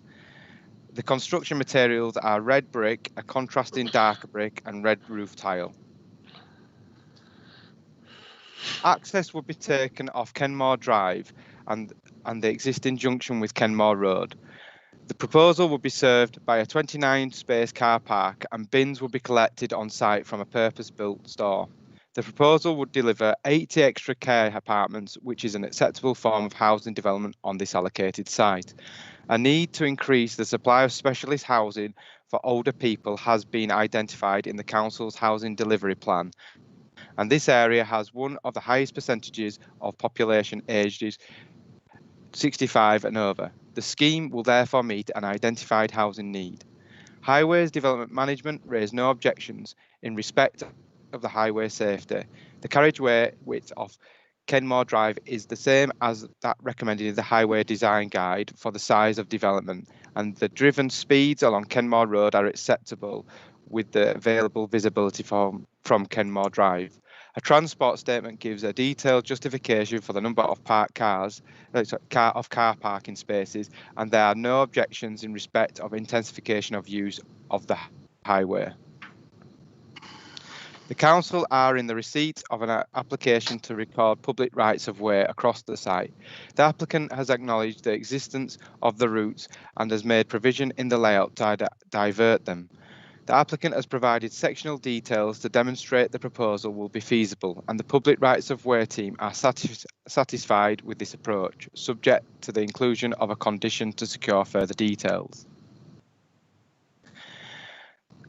The building will be located in the southern portion of the site as shown in this slide and would have a rectangular footprint with a projection to the north and one to the south. It would be a maximum of 4 stories dropping to 2 and 3 stories adjacent to neighbouring properties. The northern part of the site would be retained as open space to provide private gardens and an area of public open space. The scale and massing of the building is significantly greater than neighbouring properties. However, this has been mitigated by stepping down in height the wings of the building and accommodating the 3rd floor on the southern elevation, partly within the roof space. Officers consider the scale and massing and its overall appearance would not have an undue detrimental impact on visual amenity, taking into account the topography of the site. The proposal to retain a significant part of the site as open space is a positive benefit of the proposal. The use of brickwork and red tiling was satisfactorily be in keeping with the surrounding properties. The site is bordered by neighbouring residential properties to all boundaries. There is a detailed assessment of the impact on the neighbouring properties in the report, and overall it is considered there would be no undue overbearing or overlooking impact. In respect to other matters, the site is within flood zone 1. The lead local flood authority have no objections to the proposal to discharge surface water to public sewer, and York's Water raised no objections. The development requires a Section 106 agreement to secure the units as affordable housing. Details of the management and maintenance of public open space and the relevant inspection fee and travel plan monitoring fee. The application is recommended for delegation back to officers to address ecological matters. Yorkshire Wildlife Trust have requested additional survey work for protected species, and the local planning authority has a duty to consider impacts upon protected species prior to determination. The applicant has provided the results of additional survey work, and a further response from Yorkshire Wildlife Trust has been requested. Officers therefore request delegation back to officers to await further comments and to ensure potential impacts upon ecology are appropriately mitigated.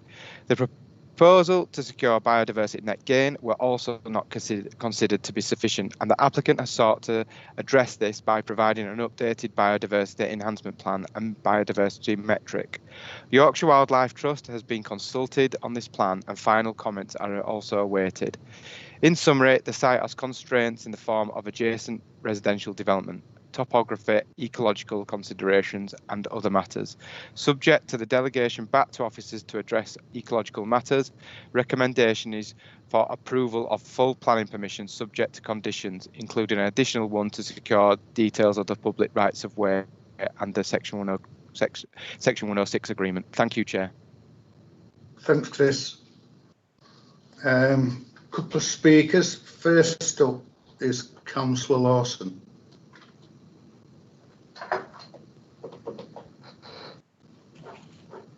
Thank you, Chair. I try not to take the full 5 minutes. I'll begin by saying that this land is allocated for housing, and it's generally accepted that there will be some kind of development on this site sooner or later.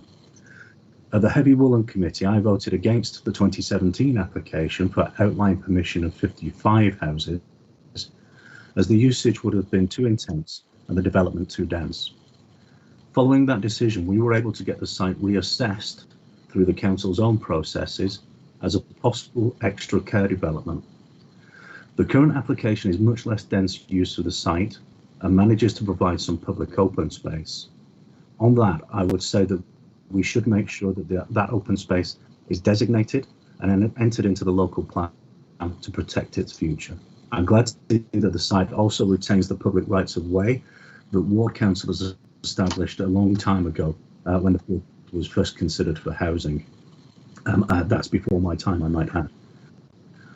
In terms of type of development on offer, I can't stress enough the need for this type of accommodation in Cleckheaton and the surrounding area.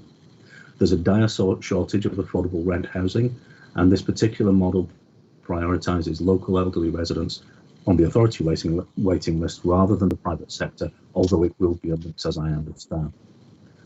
After visiting similar developments, it's clear that there will be employment opportunities in the area, including staff and the people who come on site, like hairdressers and similar services. Again, something to be welcomed in the current economic climate. Those are the good bits. There are some practical issues that need to be thought through before a decision is made, though.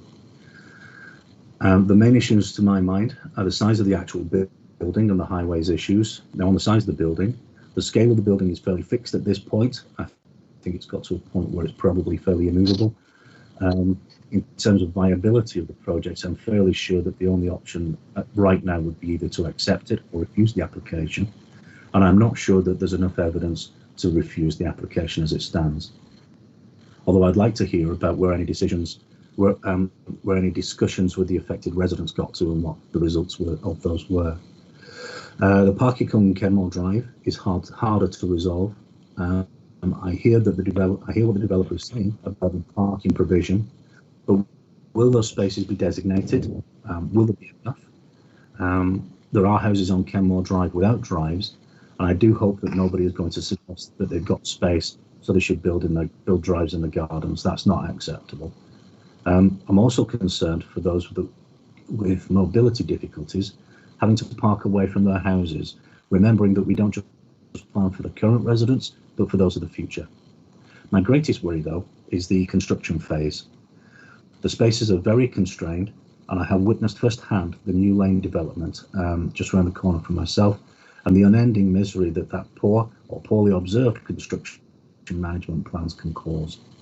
I'd like to suggest, if the developer is willing, that a neighbourhood forum is set up to make sure that a meaningful discussion and feedback process is in place before work begins. Of course, that's up to committee members to decide and suggest and debate, but it seems like it's worth investigating to me. And lastly, I'd mention that in the plans there seems to be a gap between the gabion wall and the fence bordering the nursing home. Looks like a couple of metres deep, and experience tells us that these spaces are natural traps for rubbish and untended undergrowth. It could probably do with just looking at and tweaking, just to finesse it a little and perhaps reduce that gap, or certainly let us explain to us what's happening in that gap. Thank you, Chair. Thanks, John. Next is Claire Hemming.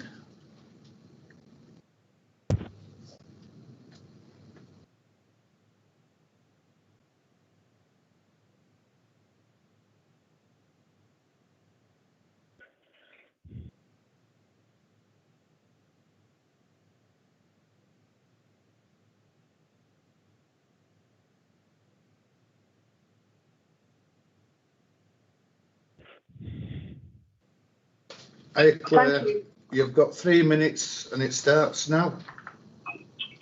Now? Yeah. Thank you. Good afternoon. Housing 21 is a leading provider of extra care and retirement housing for older people of modest means. It's a charitable, not-for-profit organisation regulated by the Social Housing Regulator and has been established for more than 50 years. We work with over 150 local authorities across England and have more than 140 extra care schemes in management. We deliver over 40,000 hours of care each week to more than 5,000 customers. Our rating with the Care Quality Commission is 100% good or better in Yorkshire and the North East region. Our aim is to provide the best quality accommodation and services to older people by offering quality, dignity, choice, and enabling people to live life as independently as possible, according to their own individual needs and wishes. Our schemes offer residents the opportunity to live in their own home within a supported, safe and secure environment. Extra care is a real 21st century alternative to residential care and means couples can stay together. Optional tailored care packages will be available which enable people to live a life of choice at a time in their lives when their needs and circumstances change. It's a person's own home where they can receive services of their choice, as you or I would in our own home. Extra care prevents loneliness and social isolation, and often people's care needs reduced due to living in an accessible building where they can access services for themselves. It is very important for us that the scheme integrates well and benefits the local community. In pre-COVID times, our schemes welcomed the local community, encouraging them to use the facilities like the cafe, the hair salon, and get involved in any social functions. And we know that our residents want to feel part of the community. We promote intergenerational work. We will engage with the local schools to provide opportunities for learning and encourage young people to get involved. We deliver a strong and competitive local economy through local employment opportunities, skills, training initiatives and spending locally. The scheme will create jobs as there will be a management team, a care staff team, domestics and maintenance services, and the building contractor will be a member of the Considerate Constructor scheme and will be taking on apprenticeships during the build period. We support health, wellbeing and independence through support for the voluntary and community sector, volunteering and donations. The average age of our residents is over 80 and the majority do not drive. There will be a limited number of staff on site at any one time, and they're usually locally based and often walk or use public transport. This scheme will bring £14 million worth of investment to Kirklees, including investment from Homes England, which is hard won. All our schemes comply with Secure by Design, and we'll work with the local police to ensure this is achieved. Housing 21 will have a long-term presence in Kirklees through the development, as we will be managing the scheme throughout its lifetime. We've taken every care to produce a scheme that we believe will make a positive contribution to the people of Kirklees over the next 50 years. Thank you. Thank you. Right, members, it's over to you, and it's Councillor Pinnock first. Thank you, Chair. The important thing about this site is that development of some kind or another has been proposed on this site since 1954, when there was a proposal to put a school here, and that was the case for through a number of plans after that, until we get to the unitary development plan, when the site became a housing site. A school having been it not being needed for a school, and it was too small in any case. So as far as residents are concerned, there was almost bound to be some development on this site at some stage. But the important thing is getting the right development on this site, because as Councillor Lawson has said, the access to it is along a relatively narrow road, although highways do say that it is adequate. That doesn't mean to say that it is ideal. From my own observation recently, there are 5 houses on Kenmore Drive with no means of getting their car off the road. That's partly because on the north side of the road, the slope is too steep to build a drive. So there is a significant proportion of people who have to park on the road, and the number of parked cars on there is normally more than that, actually. There was a previous application for houses on this site, but that was opposed by local councillors, and that subsequently this proposal has come forward to have housing with extra care, and it does seem to me that it ticks a whole lot of boxes. It's as the person from the developers has said, there will be hairdressers, there will be a restaurant which are available to local people, and not only that, but provide local employment as well. So that is to me a real plus for this application. At this stage, I'd like to ask a number of questions, and this is to do with the height of the building, because one can't get away from the fact that this is a large building, much larger than anything in the surrounding area. And I'd just like, because I can't see I couldn't see any measurements on the plan that was previously put up, particularly the distance between the house on Coach House Paddocks and the southern end of the building, and what height they will be as well.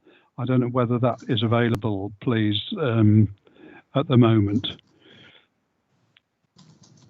Through you, Chair, do you want me to ask Louise, the case officer, to come in? Yeah, please. Yeah, Louise, is that all right with you? Yes, thank you, Chair. Louise Bearcroft, I'm a planning officer in the Majors and Minerals team. So I think it might be worth going back to the site layout plan, Chris, if that's okay. Yeah, that one. And there are certain dwellings which will be the most affected in terms of proximity of the building.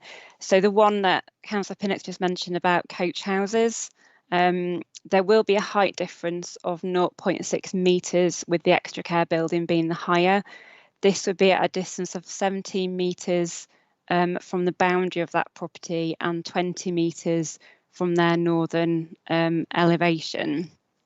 The other ones which are closer are the impact on Milton Terrace. The building at this point would be 14 metres between gables of the building and the existing property. The difference in height would be 1.5 metres, with the extra care home being higher. And then the other one would be Kenmore Drive and Kenmore View. There would be 10 metres from the extra care home to the building. At this point, the building at split level, it goes down to 2 and 3 stories in high rather than 4. The difference would be 1.3 metre, with the care home being higher. Thank you, Chair.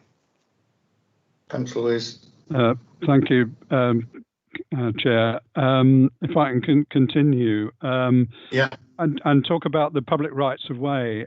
Now, some years ago, we as ward councillors surveyed the opinions of local people about their desire lines across this site in an attempt to get a public right of way designated across here. Now, that is more than 10 years ago, but I am very pleased that this has been taken on board by the developers to incorporate at least one and possibly 2 of the desire lines that were recognised by local residents. In other words, between Kenmore View and Milton Terrace, and between Rooks Avenue and Kenmore View and Milton Terrace. So I'm really pleased that that has actually come to fruition. Now I'd like to turn to the conditions, because I think there are some issues that need possibly to be strengthened. One of the issues, it seems to me, is because of the relative narrowness of Kenmore Drive, that during the construction phase, when a management plan is developed, that I would like to see the condition actually state that local residents should be involved in how that management plan is actually going to work. Because given that there is always a high level of parking on that road, it would be far better if local people could be involved in working out how machinery and vehicles could get onto the site to actually do the development, rather than causing annoyance, or at least reducing the amount of annoyance. So I would like to see that incorporated as a condition, with specific wording about local involvement. Then there is an issue about the public open space, which I'm very pleased to see designated as public open space. That to me is certainly one of the selling points of this site, that the whole of the northern part of the site is not developed at all, and is to a large extent available for public use. But to add to that, I would like to include the landscaped areas, particularly between the site and Milton Terrace on one side, and the site and Kenmore View on the other side, and the bit at the back between the site and what was the Kenmore Cheshire Home, which is on a much higher level to the south. I would like any management plan to include all of that, because otherwise, as Councillor Lawson said, particularly the narrow bits, that's going to get neglected and not have a sort of uncared for appearance. Then there is the car park. I don't know whether this is practical, but the intention of the car park is to provide car parking for those on Kenmore Drive, and I think the condition should suggest that the car park should be lit, if at all possible, and I would also like to see the condition indicate that designated parking spaces are available for Kenmore Drive residents in that car park, so that the people who live there who want to use that know exactly where their car can be parked. And I think with a combination of usage and lighting, it could be reasonably well overlooked, even if not by the houses concerned. And finally, I would just like confirmation about the drainage issues that have been raised, because this is a relatively steep slope from south to north, and there are some concerns, people living on Rooks Avenue, about the possible dangers of water flowing down the site and ending up in their houses at the bottom. I'd just like confirmation of how that is going to be managed, and then I think I'll stop there. Thank you, Chair. Thanks, Andrew. Chris, do you want to come back on that? Thank you, Chair. Can I just redirect you to the case officer, Louise Beercroft, if that's possible? Thank you. Yeah. Thank you, Chair. Through you. So there would be a condition about lighting across the whole of the site to make sure that it's safe, but it also doesn't impact on residents or in terms of ecology reasons. So construction management plan, noted that would be a condition. With the drainage, there's no existing drainage on the site. And I know that there have been reports of flooding to the properties at the northern part of the site, which are lower down on Rooks Avenue. The Lead Local Flood Authority have no objection to discharging the water to a public sewer in Rooks Avenue, and Yorkshire Water are also satisfied with that scheme, and there would be attenuation as part of that. So that should fully satisfy any drainage issues. Thank you, Chair. Thanks, Louise. Councillor Patrick. Thank you, Chair.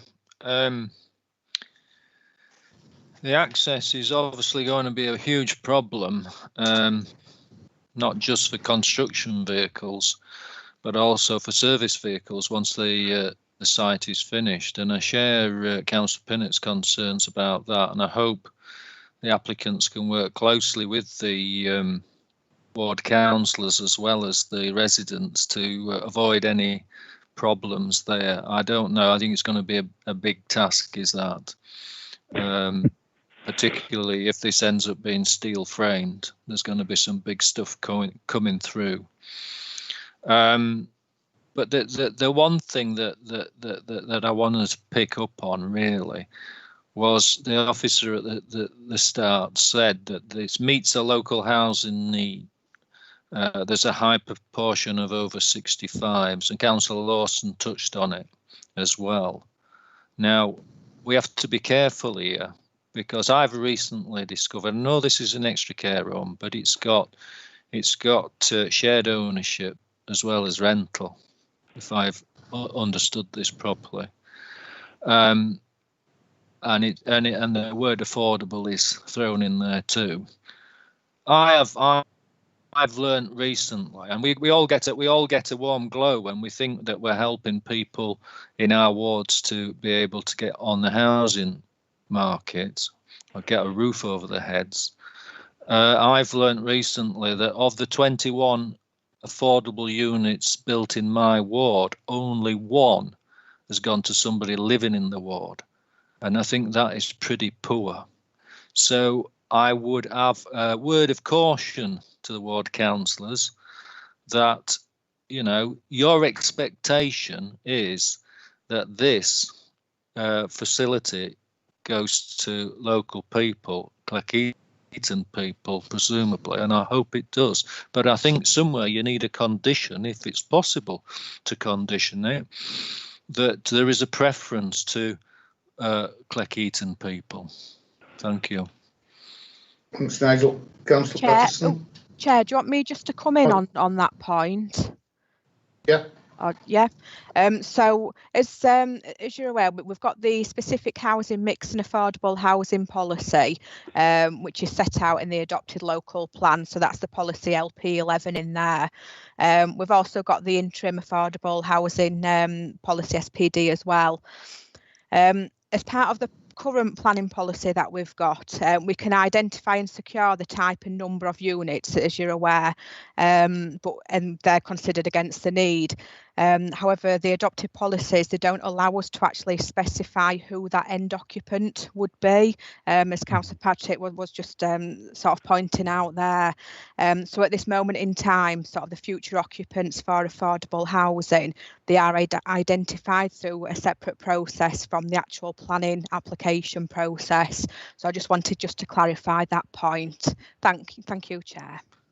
Can I just come back, Chair? The reality is because the housing policies don't match our own committee desires to sort out this local problem, that this facility could end up with people not just from other parts of Kirklees, which you could say, well, that's all right, but actually from other parts of the country. So, you know, the local plan and its desire, its good desire to provide affordable housing, it isn't working. It isn't working as it needs to work. So this is a word of caution on this. I think it's a crying shame, because the officers start at the beginning by saying there is a need locally, and yet there's quite a distinct possibility that that need will not be fulfilled by this development. So I think we need to do something about it, really. Do you want me to come back, Councillor Hall? Yeah, if there's an answer. Yeah. Well, all I was going to say on that is, like I said, we've got the adopted policy at this moment in time, which is the LP11. I think the time for, I suppose, reviewing that would be as part of sort of the future review of the actual local plan policies, and that's something perhaps to consider at that stage. Thank you, Chair. Thanks, Julia. Councillor Patterson.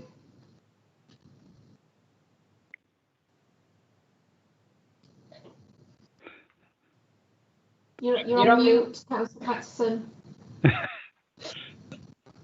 Thank you. Sorry. I wonder what this was, Councillor Pinner. Anyway, sorry. I think what I was starting to say was I think it's great to see another extra care facility in in another part of Kirklees. I mean, it is something that we have hoped to see, because there is a demand for such facilities right across Kirklees. And I would have thought and would hope that if there is a need for such facilities locally, then those local people would certainly look to this scheme to be housed there. So I think it's a great compromise for this site, because you could, I mean, looking at the aerial photography there, you can see that many years ago, when all those streets around it were first built, it was obviously expected. Well, I know Councillor Pinnett said it was a school, but you can see that, yes, this site was always meant to be accessed for something. So I think residential might have been, or full residential might have been too much overdevelopment of the site. So I think this is a great compromise. I did have some concerns, as Councillor Pinnett did, of the height of the building, or certainly the 3 stories. I mean, I do note that the majority of the building, both north and south, are not actually overlooking directly necessarily some existing houses. But I think the explanation of it's sort of 1.3 meters, 1.5 meters point. I mean, I feel that that's probably acceptable, and the fact that it's the third floor is in the roof space, and that it's being stepped down as well. So I think that does help. So I mean, all I can say really is that I'm really pleased to see that we have got 80, or we'll have hopefully 80 additional extra care spaces. There will, I hear the points about parking, but unfortunately, that's when those houses were built. They were built in days, I presume, when we weren't expected to have cars quite so much. And if anything can be done to accommodate that, or that would be good. But I'm happy to see this scheme generally. Thank you. Councillor Walker. Right, thank you, Chair. I don't think anybody has done so far, so I would like to move recommendation of the officers' recommendations for this application. I found Councillor Lawson and Pinnock's contributions to the discussion really useful, in that they looked at the potential benefits of this development, but also did pick on some of the issues that do need attention. I think Councillor Pinnock's suggestions about the work that needs to be undertaken, especially in the development phase, I think is something that should be taken on board. I think with all developments, there are always going to be some issues, and we've got to look at the balance of benefits and costs of any development. And I think with this development, on balance, the positive benefits definitely outweigh any of the negatives.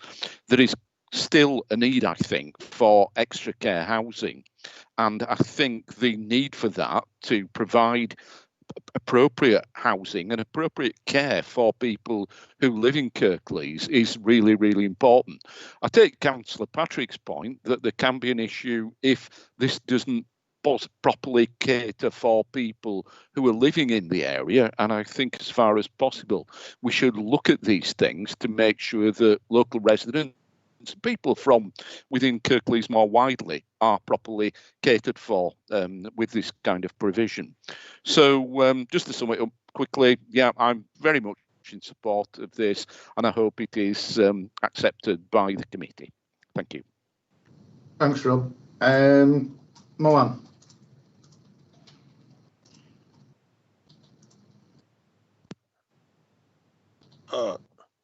Thank you, Chair. I actually agree with all the members who have said, especially Councillor Walker and Councillor Pattison. Yeah, I think it's a good scheme, extra care home in a correct heating village where there is a need for that, and I think it's a good mixture of those bedroom, 1 bedroom and 2 bedroom. That's what we need, because there might be some couple, might be some single people. So again, I agree with the other members. There should be some preference to the local people to be given, but sometimes it's hard to fill up those empty rooms. So they need to look at the site as well. So I agree with all of them. Yeah, I think Councillor Walker has moved.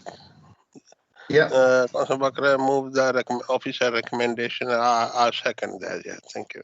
Right. Thanks, Mohan. Councillor Pinnock. Yes, thank you, Chair. I'd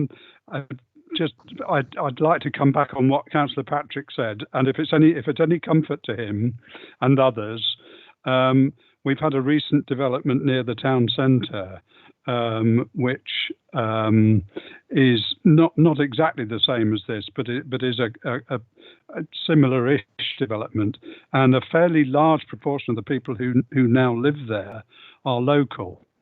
So if that is any encouragement, then he can take it or leave it. Really, I think given what Julia Steadman said, I can see why the policy can't actually do anything about it at the moment. But using a local example, clearly there is a local demand, and it has been taken up in another case. It's on Serpentine Road, for those who know where that is. And can I just reiterate the point that I made earlier about residents' involvement in any management plan for the construction phase, or indeed possibly later. I would like that written into the condition, so that and I'm sure other members would agree with this, that they will have developments that take place in their wards where the involvement of local residents would be a positive enhancement of the facilities and procedures that are made. So, can I ask that be done, please? Thank you, Chair. Thanks, Andrew. Thank you, Louise. Chair. Oh, do you want me to come? It's Julia. Julia said. We're confusing you today. Yeah, just to clarify on those points and just picking up in terms of the conditions. So on page 108, we've got some suggested conditions on there. So condition 5 referred to the schedule of the means of access to the site for construction traffic, and then there was condition 14 about the construction hours. So I think what we're looking at is sort of amalgamating those as a construction management plan, so it's set out in there, and to also include that community engagement as part of that construction management plan. I think that's sort of a summary of members' discussion there. In terms of the gabion wall and the gap on the gabion wall, as we've discussed, that will be covered under the landscaping, sort of the hard and soft landscaping at condition 6. So I think they were some of the key. And then the external lighting for like the car park and things. We have got at condition 23 the scheme of external lighting, which would also include that car park area there. And then we have also got a condition 4 in terms of the car park to be laid out and surfaced and drained, and we can ensure that the layout is all satisfactory there as well as part of that condition 4. Is that okay, and is that clear for members? Thank you, Chair. Thank you. Yeah, right. Thanks, Julia, for that. Because my concern was getting in and out of the site off Kenmore Drive. We've all seen what people sometimes do when we've done site visits, and we can do without all that. So this has been moved by Councillor Walker, seconded by Councillor Sokol.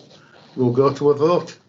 So you're voting on approval subject to the conditions, including an additional condition about the public footpaths and public access. The amalgamation of conditions 5 and 14, as Julie just suggested, and a section 106 agreement. Councillor Bellamy? 4. Councillor Patrick? If Councillor Pinnock's happy, I am happy. 4. Councillor Patterson? 4. Councillor Pinnock? 4. Councillor Sokol? 4. Councillor Walker? 4. Councillor Hall? Oh, It's unanimous. unanimous. Can we have a 10 minutes break, Chair? Yeah, 10 minutes. We're back at. Yeah, we have a cup of tea. Yeah. No, you'll be wanting to go to the toilet again. Yeah. I'll make sure I won't go again. We're back at 23 minutes past.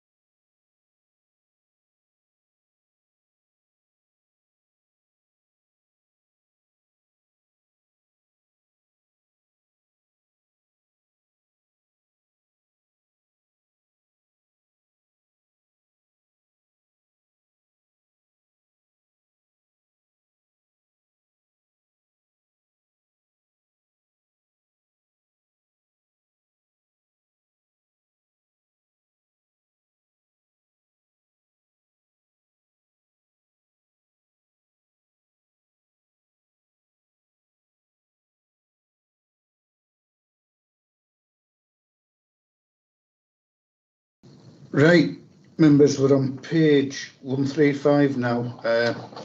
No, we're not. 109. Low Road, Elseton. Chris again, I think.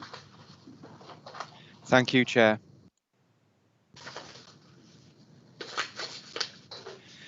Item 11 is for the variation of Condition 2, Plans and Specifications, of previous permission reference 2013/90497 for the erection of new industrial units at Magma Ceramics, Low Road, Earlsheaton, Dewsbury. This is a retrospective Section 73 planning application. The original planning application was presented to the Heavy Woolen Subcommittee on the 16th of May 2013 and approved on 4th of October 2013. This application is brought to committee as the proposal represents a departure from the development plan. The application site is situated on land allocated for residential development with an indicative capacity for 40 dwellings. Reference HS 46. The application site comprises of an area of 2.54 hectares and is located west of Middle Road and Low Road, Earlsheaton. The main access to the site is off Preston Road, which is in turn comes off Sands Road and Middle Road. The site is relatively level and is contained and is occupied by a large number of large-scale industrial and commercial buildings developed in either the 19th, 20th and 21st centuries and are all associated with the Magma Ceramics works, together with hard-standing areas for parking, servicing and other associated activities. The proposal is to expand the business with the site providing additional space in 4 phases. As shown in this image, 2 phases have been developed. However, the buildings have not been constructed in accordance with the approved plans due to the misunderstanding that the agreed industrial building volume had already been approved under planning permission reference 2013/90497. The applicant has explained that such changes have been made due to the specific size and operational requirements of the buildings. This slide shows the buildings that have been constructed on the site. And these images show the industrial character and appearance from within the site and from the adjacent elevated Middle Road where residential properties are located. This slide shows the level differences between the site and Middle Road and the relationship between the site and neighbouring residential properties found in the adjacent hillside at Low Road and Middle Road, as well as the properties found at the entrance to the site at Preston Street.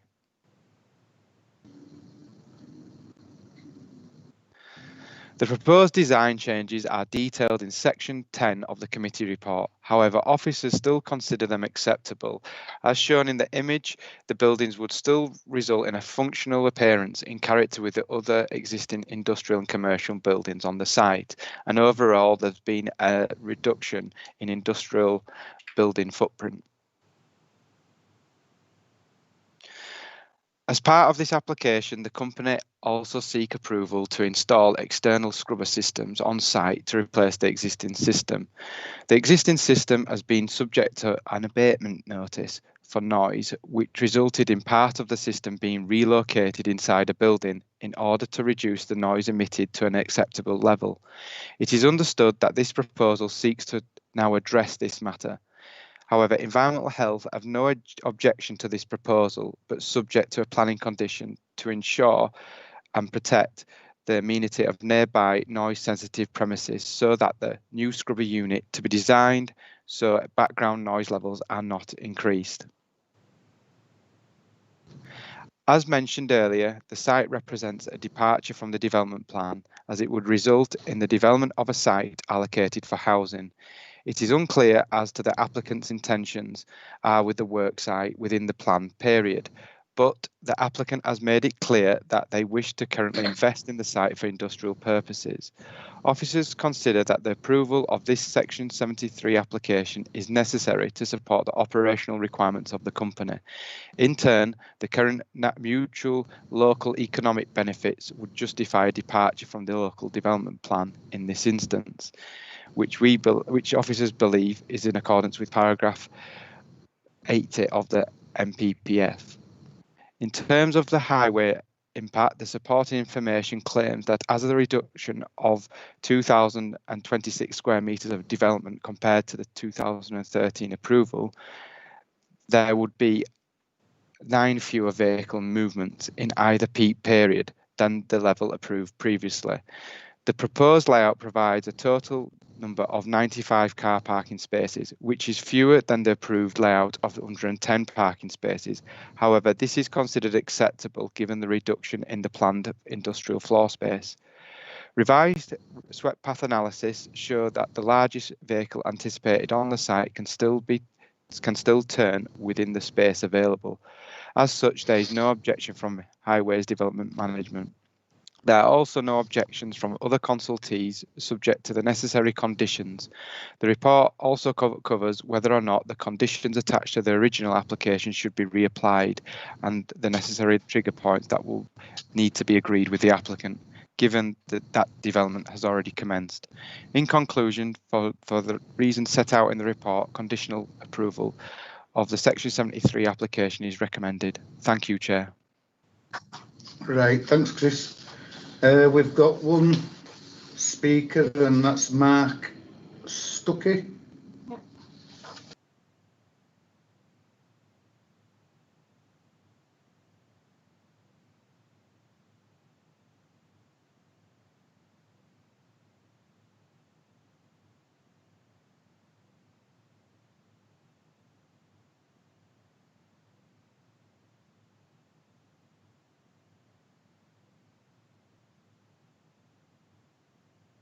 Your 3 minutes starts now.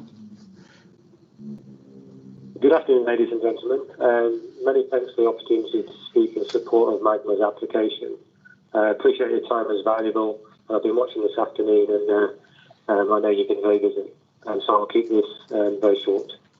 And the aim of the application, as explained, is to coalesce the development on our Dewsbury site towards finishing the original phased investment plan, which has previously received full planning permission. The reason why the application is required is that over the last 4 years, the new products developed were different than those envisaged 7 years ago, and the original application requires different buildings now. I believe everyone is aware that the operations on site are already established, and this application does not change that position. The completion of our investment, which we're eagerly waiting to start, is a £1.5 million investment in terms of site improvement, and a new building which will bring a further 24 new jobs. The business has developed world-leading technology to facilitate more efficient hydrogen production and needs to complete the last building to manufacture these products. Most of you will know that we rescued the site from closure 10 years ago, and since then have grown the business. We now employ 60 people locally and a further 160 people worldwide, with our group head office in Dewsbury and Elseaton. We additionally spend £1 million per year with Kirklees businesses on helping us develop and manufacture on a daily and weekly basis. So thank you very much for your time, and I hope for your support. Many thanks. Right, thank you, Mark. Right, members, it's over to you. Councillor Pinnock. Thank you, Chair.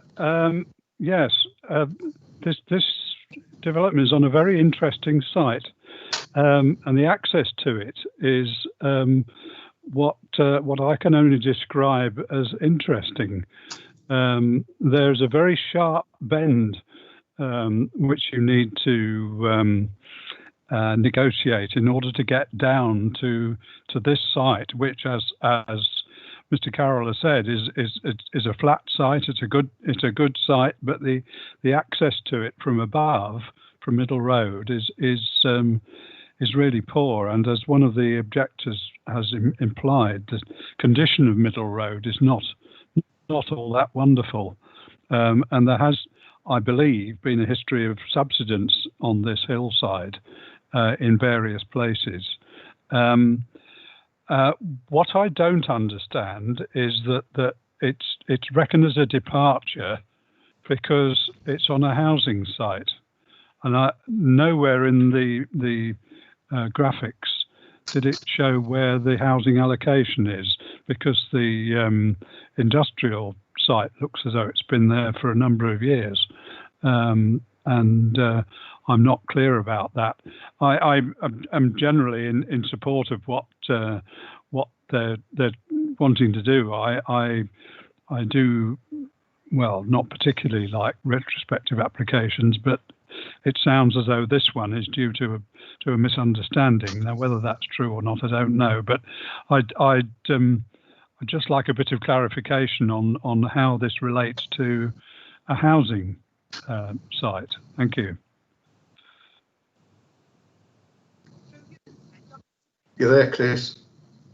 Thank you, Chair. The site itself is a housing allocation. It's a bit, apologies that there's no graphic to show this, but it would require the demolition of the magma ceramic works buildings to facilitate a residential development as such. I have asked the question in terms of when this housing site will be brought forward. All I was given was that they want to use it as an industrial site at this moment in time, and that is the reason why it is at committee. I think just to sort of expand as well on that, it's been a business site for some time. Julia, can you put your microphone? Yeah, sorry about that. I had it over my head. That's it. Right. I'll just to come back in. Historically, it's been like an industrial site, Chris, hasn't it? And as part of the allocation in the local plan, that's when it was allocated as a housing site. But the intention is to keep it as an industrial site for the foreseeable. That's correct, isn't it? That's correct, Julia. Sorry, Chair, can I just come back on that just briefly? Yeah. That is because of the access to it. It strikes me that its use as an industrial site is probably better than a housing site, given the way the roads proceed up and down the side of this hill. So that's just an observation, really. Thank you, Chair. Thanks, Andrew. Councillor Patrick. Yeah, thanks, Chair. I'm glad Councillor Pinnock was a bit confused by this as well, so I'm not the only one. There's more to this than that, though, isn't there? There's more to this, or am I totally confused? It got permission in 2013 for putting buildings up in a certain order, and it's put buildings up in a different order. Isn't that what's happened? And also, there was reference to a noise abatement notice for obviously for noise affecting nearby residents. Was the difference in what was approved and what was built discovered when the neighbours complained about noise from the scrubber? Is that am I reading too much into it, or is that part of this story? Just want some clarification, really.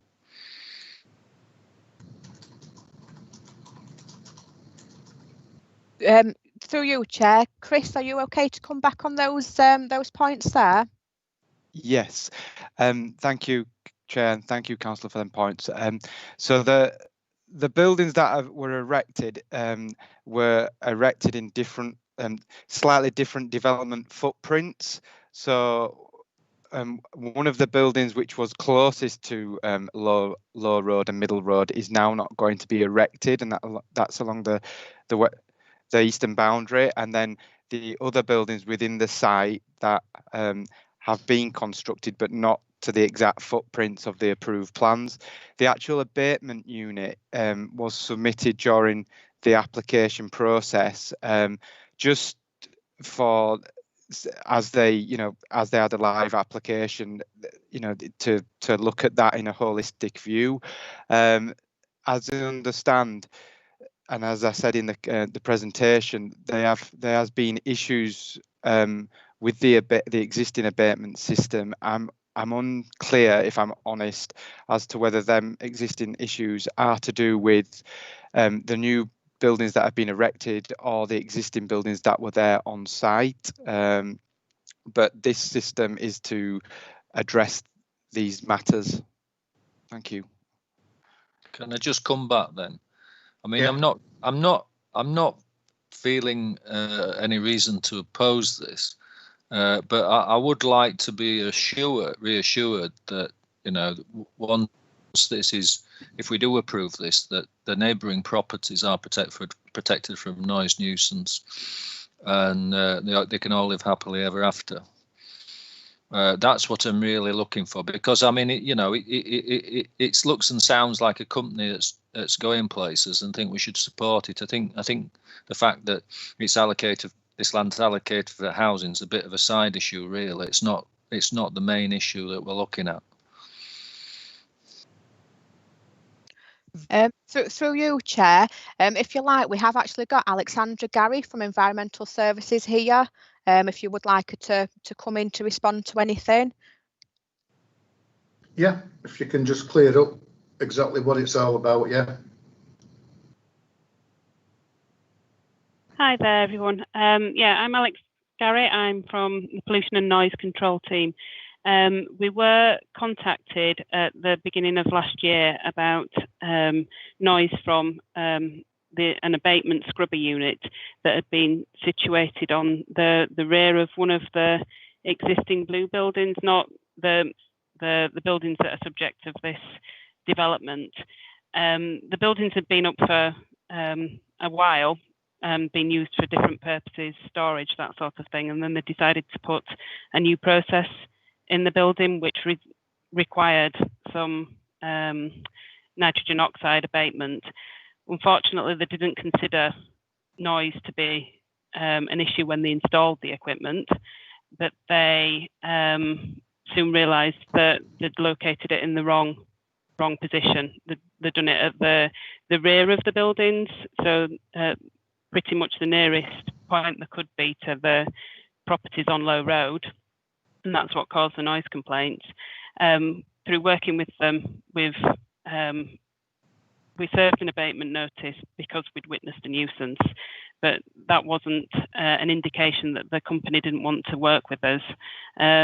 They moved the equipment, as Christopher said, inside one of the buildings, and the process has expanded, so they're wanting to put better abatement equipment in, and through negotiation with them, we've come up with the location that's on the current plans, which is on the opposite side of the building to where the one that was subject to the abatement notice was, and we're pretty confident that they can install it there without causing a problem to the neighbours, because they had already addressed the noise nuisance and abated it to a level that wasn't a nuisance anymore.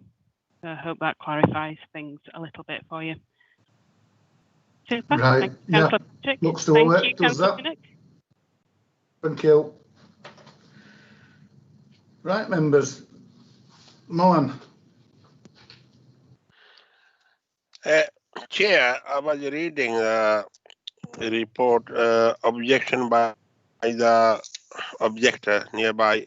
There is one suggestion. There is some speed coming off because the speeding related. Yeah, they're asking about 20 mile per hour signage and restricted of speed to 20 miles to mitigate the major. To reduce the noise. I don't know, there is a noise going on at the moment, or now they're talking about the middle road. Can the officer clear it? I don't know if please? anybody can answer that. Chris or Julia, don't know. Hi, Councillor Hall. It's Chris Dowse here. Yeah. Sorry, Councillor Sockle. So you're referring to speeding on Middle Road, I'm guessing from your question, whether there could be a 20 mile an hour speed limit put on it. Yeah, it's on the page 114. If you look at there on the Right. there is a last bullet point. Yeah. Yeah, I mean that's something that hasn't been considered. I think my feeling is, I mean, we haven't had. I wasn't aware that Highways as an authority had any complaints about speeding on there. I mean, obviously somebody's come out as part of this application. My feeling is that wouldn't meet the criteria for the council to implement a 20 mile an hour zone, because we have some specific criteria regarding implementing them. We would need some fairly good evidence and criteria. So it's not being, to my knowledge, it's not being considered, and I don't think it would meet the criteria for implementing a 20 mile an hour zone, if I'm absolutely honest, because I don't think the traffic volumes along there would be sufficient to warrant it. I mean, I can understand that people might go on there because it's quite straight alignment, so I think people possibly could drive. Maybe people who work at the development site may use it every day. Sometimes do drive a bit faster than you maybe should do, but I don't think it would meet the criteria for implementing 20 mile an hour zone. Well, I'll leave it to officer anyway. Okay. Right.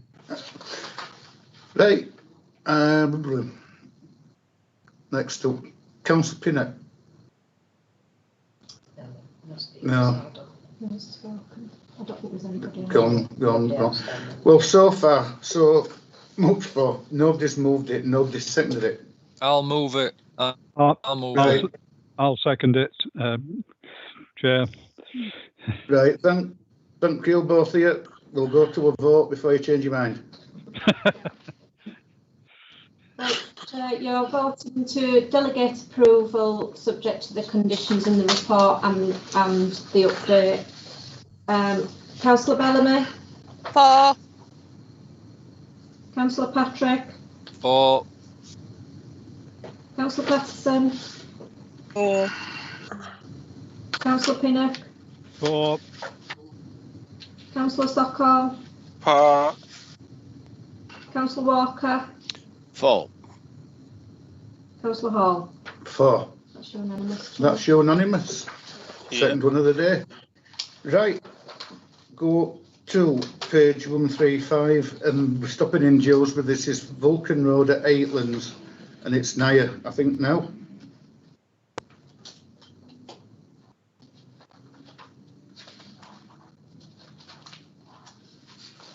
Good afternoon, members and chair. I'm Nia Thomas, the planning officer in the East team in development management, and I'll be presenting this item and item 13.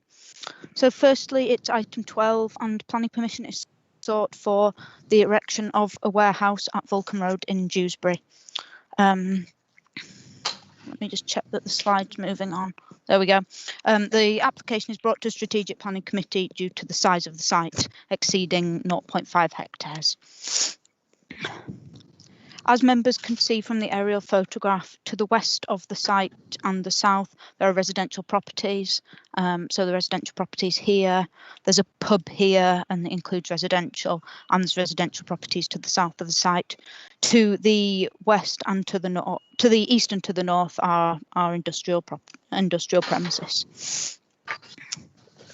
Planning permission is sought for the erection of a warehouse. The warehouse would have a B8 use and will be used for the storage of goods in association with the food supplier's business that is currently in operation at the site.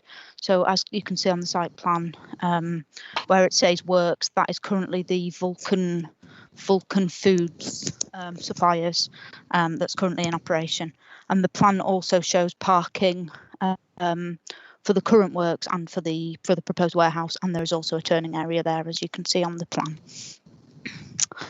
The building would be functional in design and would be appropriate for its context, with many industrial buildings nearby, as I previously said. The external walls of the building would be constructed from steel cladding. This photograph shows the location of the proposed warehouse building and the trees located on the western boundary of the site, as you can see here. The trees are not protected, and some works to the trees will be required to facilitate the development. Trees officers do not object to the application. This photograph shows the access to the site and the location of the proposed building. So where these containers are, and further down to Central Street there. These site photographs show the proposed car parking and turning area within the site. The agent has provided a swept path analysis which confirms that HGVs will be able to turn within the site and the parking provision within the site is acceptable. As stated within the report, Highways Development Management have not raised an objection to the scheme. Finally, it's important to note that the agent has provided adequate drainage details to overcome the initial objection raised by the LLFA. There is a condition recommended to ensure that the use of the premises and associated vehicular movements will not result in loss of amenity for the residential properties nearby, and the hours of operation will also be conditioned as set out in the report. Officers are also recommending a condition to ensure that the warehouse will be used for uses as ancillary to the Vulcan Works, and will not be used as a separate commercial premises. Overall, there have been 3 representations to the scheme, and officers are satisfied that the proposal complies with local and national planning policy, and therefore the recommendation is for approval. Thank you, Chair. Great, thank you. Okay. No speakers, so it's straight over to you, members.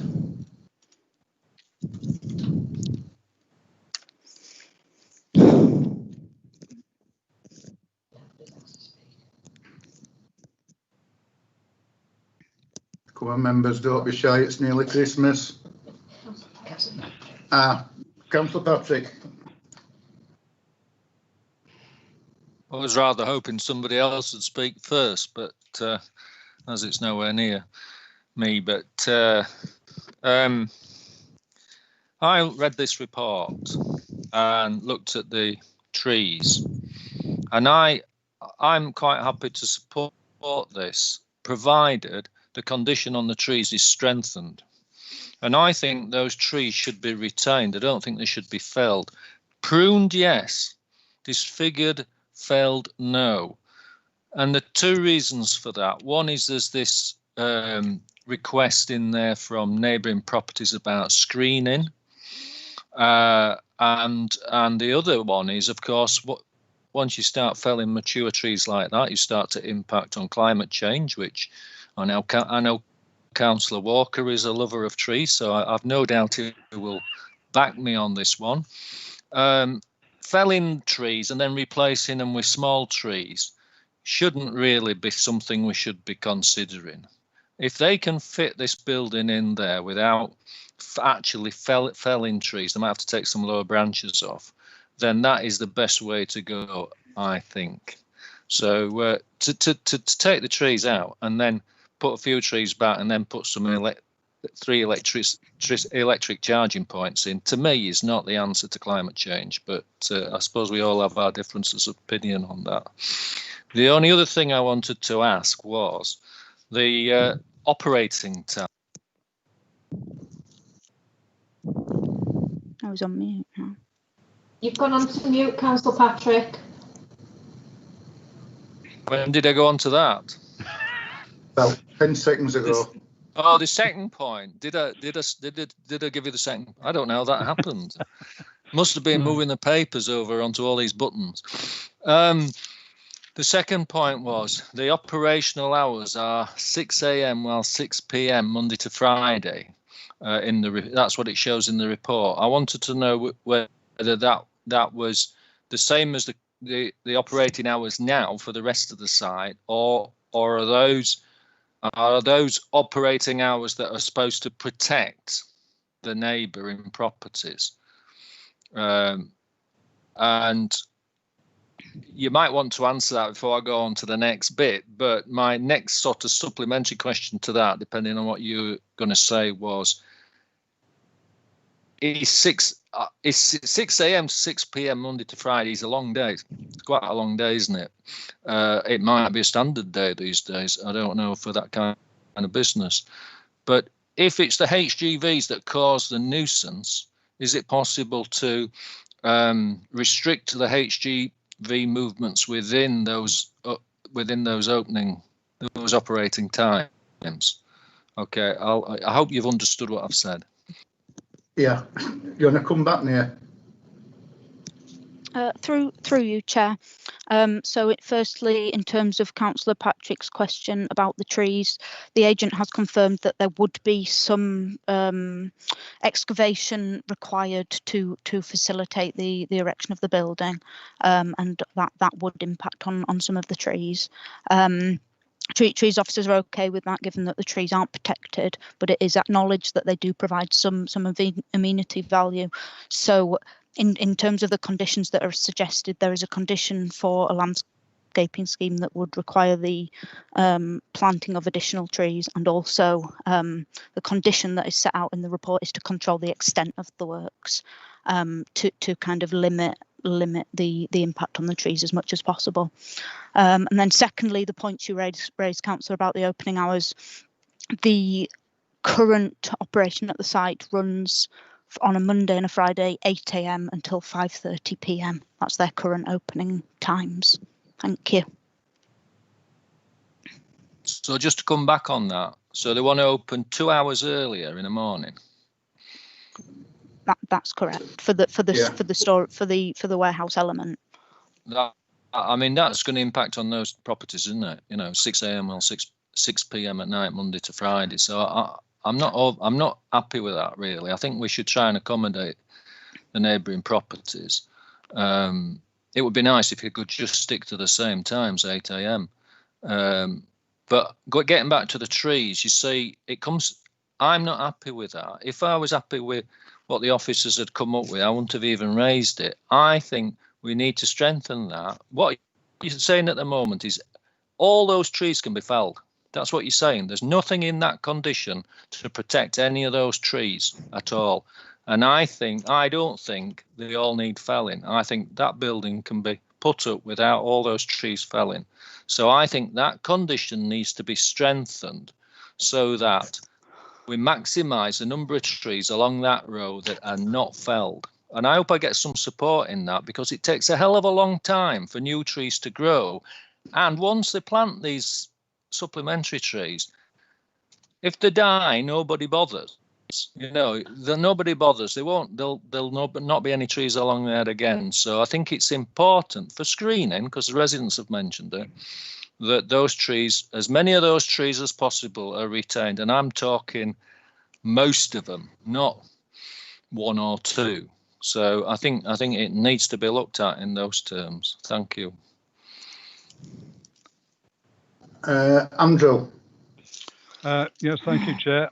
I agree with Councillor Patrick, and I think that what he suggests is eminently sensible, if I may say so.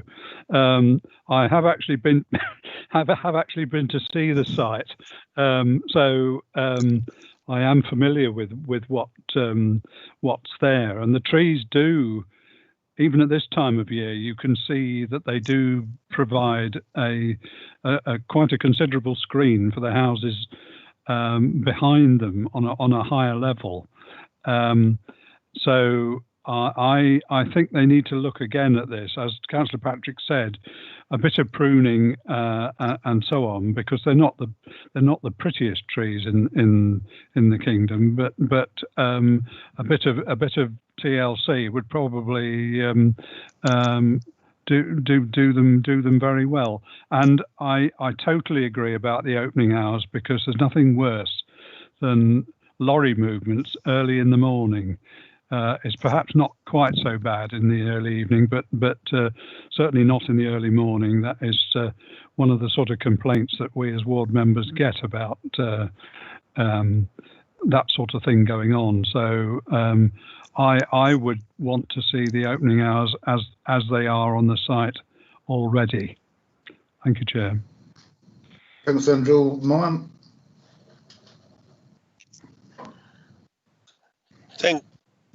Thank you, Chair. Chair, this warehouse will be only used for storage purpose. There's no doubt at all. But still, I couldn't understand why, if the workplace start only 8 o'clock in the morning, yeah, why they need this warehouse 6 o'clock in the morning. I think it's a good idea. It would be good if they put morning time 8 o'clock on warehouse as well.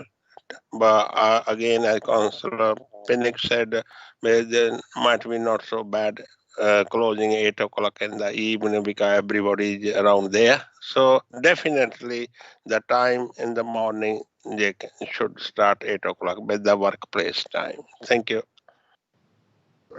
Councillor Walker. Right, thank you, Chair. Does this need proposing, Chair? Have we had a proposer yet? No, not yet, no. Right, well, I'm happy to propose it, but only on the conditions which have been outlined by Councillor Patrick. I completely agree with Councillor Patrick on both his key points. Firstly, the point about time. I think it is important that we restrict the times to an 8 o'clock start. As Councillor Pinnock says, people are going to be complaining if they've got big Arctic trucks setting off at 6 o'clock in the morning when they've been used to quiet at that time. I also agree with the points about the trees. I think if it's absolutely necessary that some of them may have to go, well, I guess we'd have to accept that. But I think most of the trees should be protected, and we need to make sure that if any of the trees are removed, they are replaced by appropriate planting. And I hope that that will be clearly part of any environmental condition that was mentioned earlier. And I think with this, it's not just a matter of climate change stuff. It's also a matter of aesthetics and how these things look.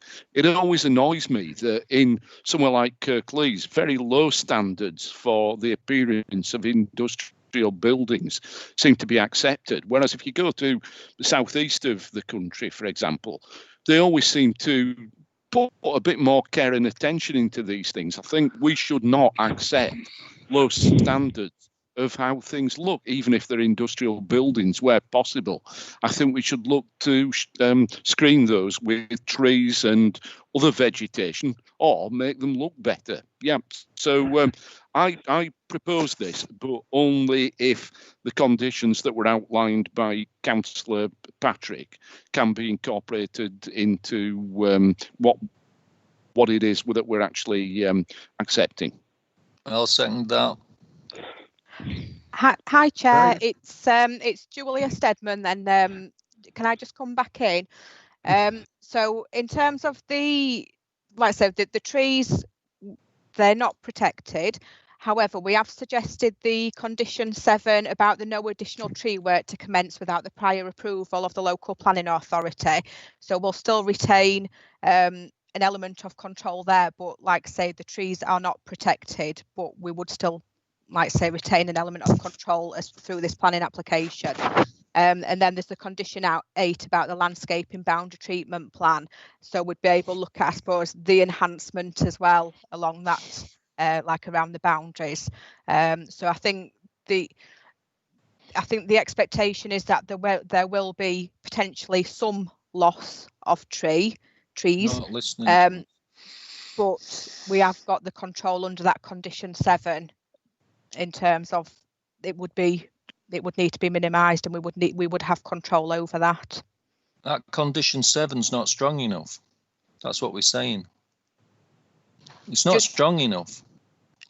Yeah, and I know what you're saying, but like I said, the trees are not protected. Well, protect them.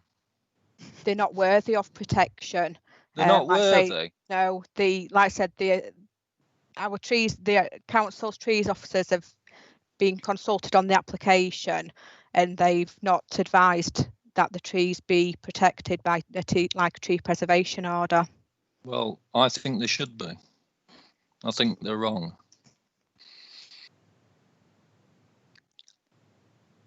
But like I say, we would still retain an element of control because we have got the suggested condition 7 about the local planning authority being aware of what those additional tree works would be. And subject to agreement, and I suppose what you're saying in terms of keeping it to a minimum. I'll have to vote refusal then. I'll have to vote refusal on it then. Can I help here? I don't think you need to TPO these trees. I think condition 7 would probably do it, and it would need to be worded such as so that the object of the exercise is to retain a tree screen of some kind, whether it's through new planting or doing something with the existing trees. And I think that what we need, the message we need to send to the applicant is that we value the tree screen, even if we don't value particular trees in it. So I think that is there some way that can be worded so that we have the control that I agree with Councillor Patrick we need over this. Yep, so through you, Chair, what we can do, it can clearly be minuted as part of the discussion that's taken place. We can also include on the decision notice a footnote which sets out that about the retention of as many of those trees along the frontage as part of that then approved landscaping scheme, so we can draw this to the attention of the applicant. So yes, we can do that. Right. Other issue is hours of opening. It looks like people are wanting to keep it 8 o'clock till 5:30. Is everybody still in favour of that? Yeah. Yeah. So sorry, Councillor. I mean, have they given you a specific reason, Julie, why they want to start at 6 in the morning? Because I personally don't buy that at all, really. As far as I'm aware, that's what they've specified on the application form, and no, they've not provided sort of a further reason as to why they were looking at that earlier opening time. We've consulted with colleagues in environmental services. They've not raised an objection, but they have suggested about the submission of the noise report. So I think going back to members in your discussion, if you think that the 8 a.m. Start is reasonable and you would like to see an amendment to the suggested condition, then like I say, we can include that as part of your resolution today. And then as you're aware, the applicant does have the option of submitting like a variation of a condition in the future if they feel that they've got further justification for those earlier opening times. Does that clarify? Is that okay? Yeah. Yep. Right. I still need a mover and a seconder. I'll move it, Steve. Right, thanks, Rob. I'll second it then. But we're going I was going to say I would, but I was on mute, sorry. Right. Again. So can we just check that we know exactly what these conditions are that we're voting on and then try and move forward? Yes, please. Yep, through you, Chair. So it's Julie Sedman. So we've got the conditions printed on pages 144 and 145.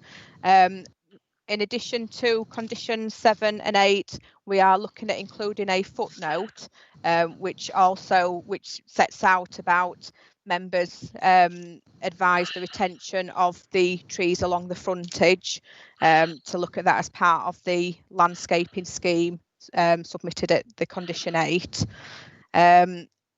Condition 19, suggested condition 19 to be amended to a 8 a.m. start on Monday to Friday, as well as the 8 a.m. on the Saturday start, with the no workings on Sunday and bank holidays. Thank you, Chair. Yeah. So can I just clarify, is that the 6 o'clock finishing time Monday to Friday then? Yes. Good point. 6 o'clock finish time Monday to Friday or 5:30. You're all right with 6 o'clock? Yeah. Yeah. 6 o'clock. Yeah. Right. Right. Go to a vote. Right, Chair, so as it's been explained, you're voting to delegate approval subject to the conditions in the report, subject to the footnotes to conditions 7 and 8 and the amendment of condition 19 that the operating hours should be 8 o'clock to 6 o'clock in the evening. Councillor Bellamy?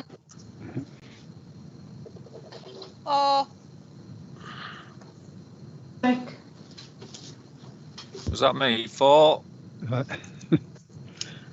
Councillor Patterson? 4. Councillor Pinnock? 4. Councillor Socko? 4. Councillor Walker? 4. Councillor Hall? 4. That's unanimous, Chair. Another unanimous one. Right, finally, we get to George Street in Batley, page 147. And I think some of you might recognise this because we've had it not too long ago. Been there before. We certainly have. Nia, again. Hi, Chair. Good afternoon, members. This is item 13. So there we go. So this application relates to a parcel of land off George Street in Batley and is currently occupied by Batley Star Coaches. So George Street is to the east, with Victoria Avenue to the west. The application is reported to committee due to the size of the site exceeding 0.5 hectares. The site was formerly a chemical works, as can be seen on the 2012 imagery on the site. This has been decommissioned and demolished under a previous application for demolition. The site was acquired by the applicant who owns Batley Star Coaches, which was previously operated from a property on Talbot Street. So as you can see on the slide, there's the 2012 aerial imagery, which was the chemical works, and the 2018 imagery there. In 2016, the Strategic Planning Committee granted planning permission for the erection of one dwelling and garage for use as bus depot and vehicle maintenance. There have been subsequent applications which sought minor amendments to the approved scheme. This permission has been implemented. The top photograph is looking down the Victoria Avenue entrance to the site. So this picture here, and the other pictures show coaches on the application site. The garage unit was under construction at the time of the site visit, as can be seen from the pictures on the screen. The dwelling is now complete and is being occupied by the applicant, as you can also see on the screen there. Planning permission is now sought to extend the permitted uses on the site to allow for the use as bus depot and vehicle maintenance garage and/or B2, B8 storage use. The application is submitted due to the impact of COVID-19 on the applicant's coach business.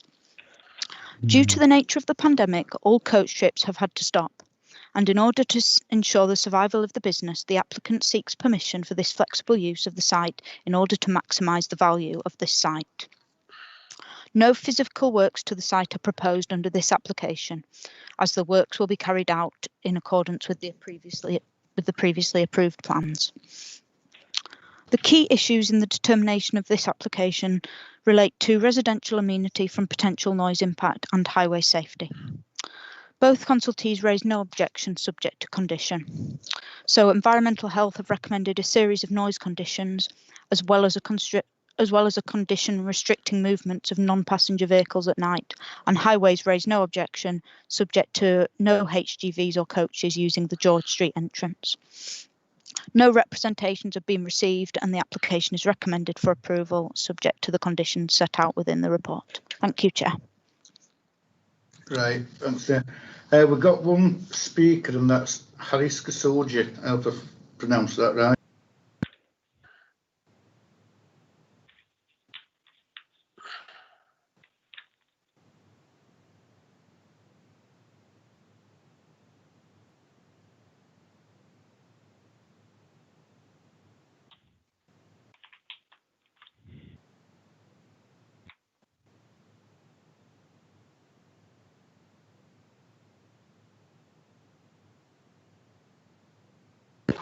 Afternoon, Haris. You've got 3 minutes.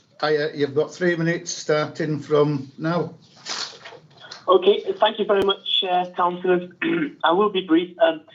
Star Coaches is a successful family-run business that has been operating from George Street since 1982. Planning permission at this site for a new bus depot was approved in 2017 and since amended. Amidst the construction process, the coronavirus pandemic hit, which has had a devastating impact on the company. The fleet has been grounded, sawned, and staff have been placed on furlough. A number of coaches have also had to be sold to help save the business. There has been little to no help from the government to the coach industry, and the future of the business is precarious. The purpose of this application is to diversify the permitted use of the site and provide an alternative revenue stream for the business alongside its main operations as a coach services provider. The site has been in commercial general industrial B2 and B8 use since the early part of the 20th century. It was an electricity works until 1971. There was a haulage company on the site from then onwards, and then it was a chemical works from 1988 to 2014. So it has a long history of commercial use. The proposal seeks to efficiently diversify the use of the approved building to allow for alternative B2 and B8 uses. There are no physical alterations proposed, and there is ample parking space on site. There are no highways or environmental health objections, and there are no objections from any nearby residents. As the site is geographically very well screened. We have worked very hard with the case officer to agree the proposed conditions, and we respectfully request that this application is approved. Thank you very much. Right, thank you. Members, it's over to you.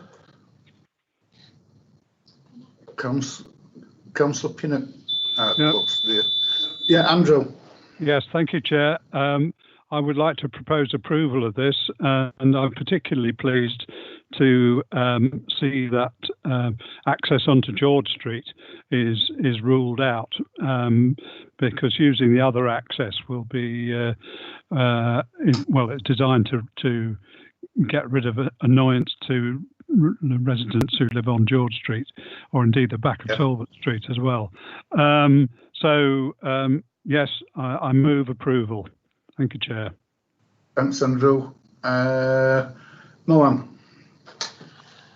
Yeah, Chair, I'm happy to second the proposal moved by Councillor Pinnock to accept the officer recommendation. I think it's a well-established company since 1980. I'm surprised it's still going, never got any complaint against them. So I'm happy to second the proposed. Thank you. Thank you. I think this might be the start of quite a few of these applications where firms are having to readjust and have a look and see what else they can come up with to keep going. So I hope it works out for them. I'm very happy to support it. Yeah. Any more for any more, or we'll go for a vote.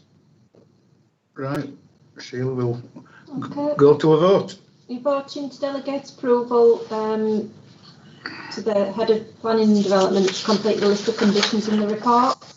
Councillor Bellamy. For. Councillor Patrick. For. Councillor Patterson. You're on mute, Councillor Patterson, but that was 4, wasn't it? It was 4. Councillor Pinnock. 4.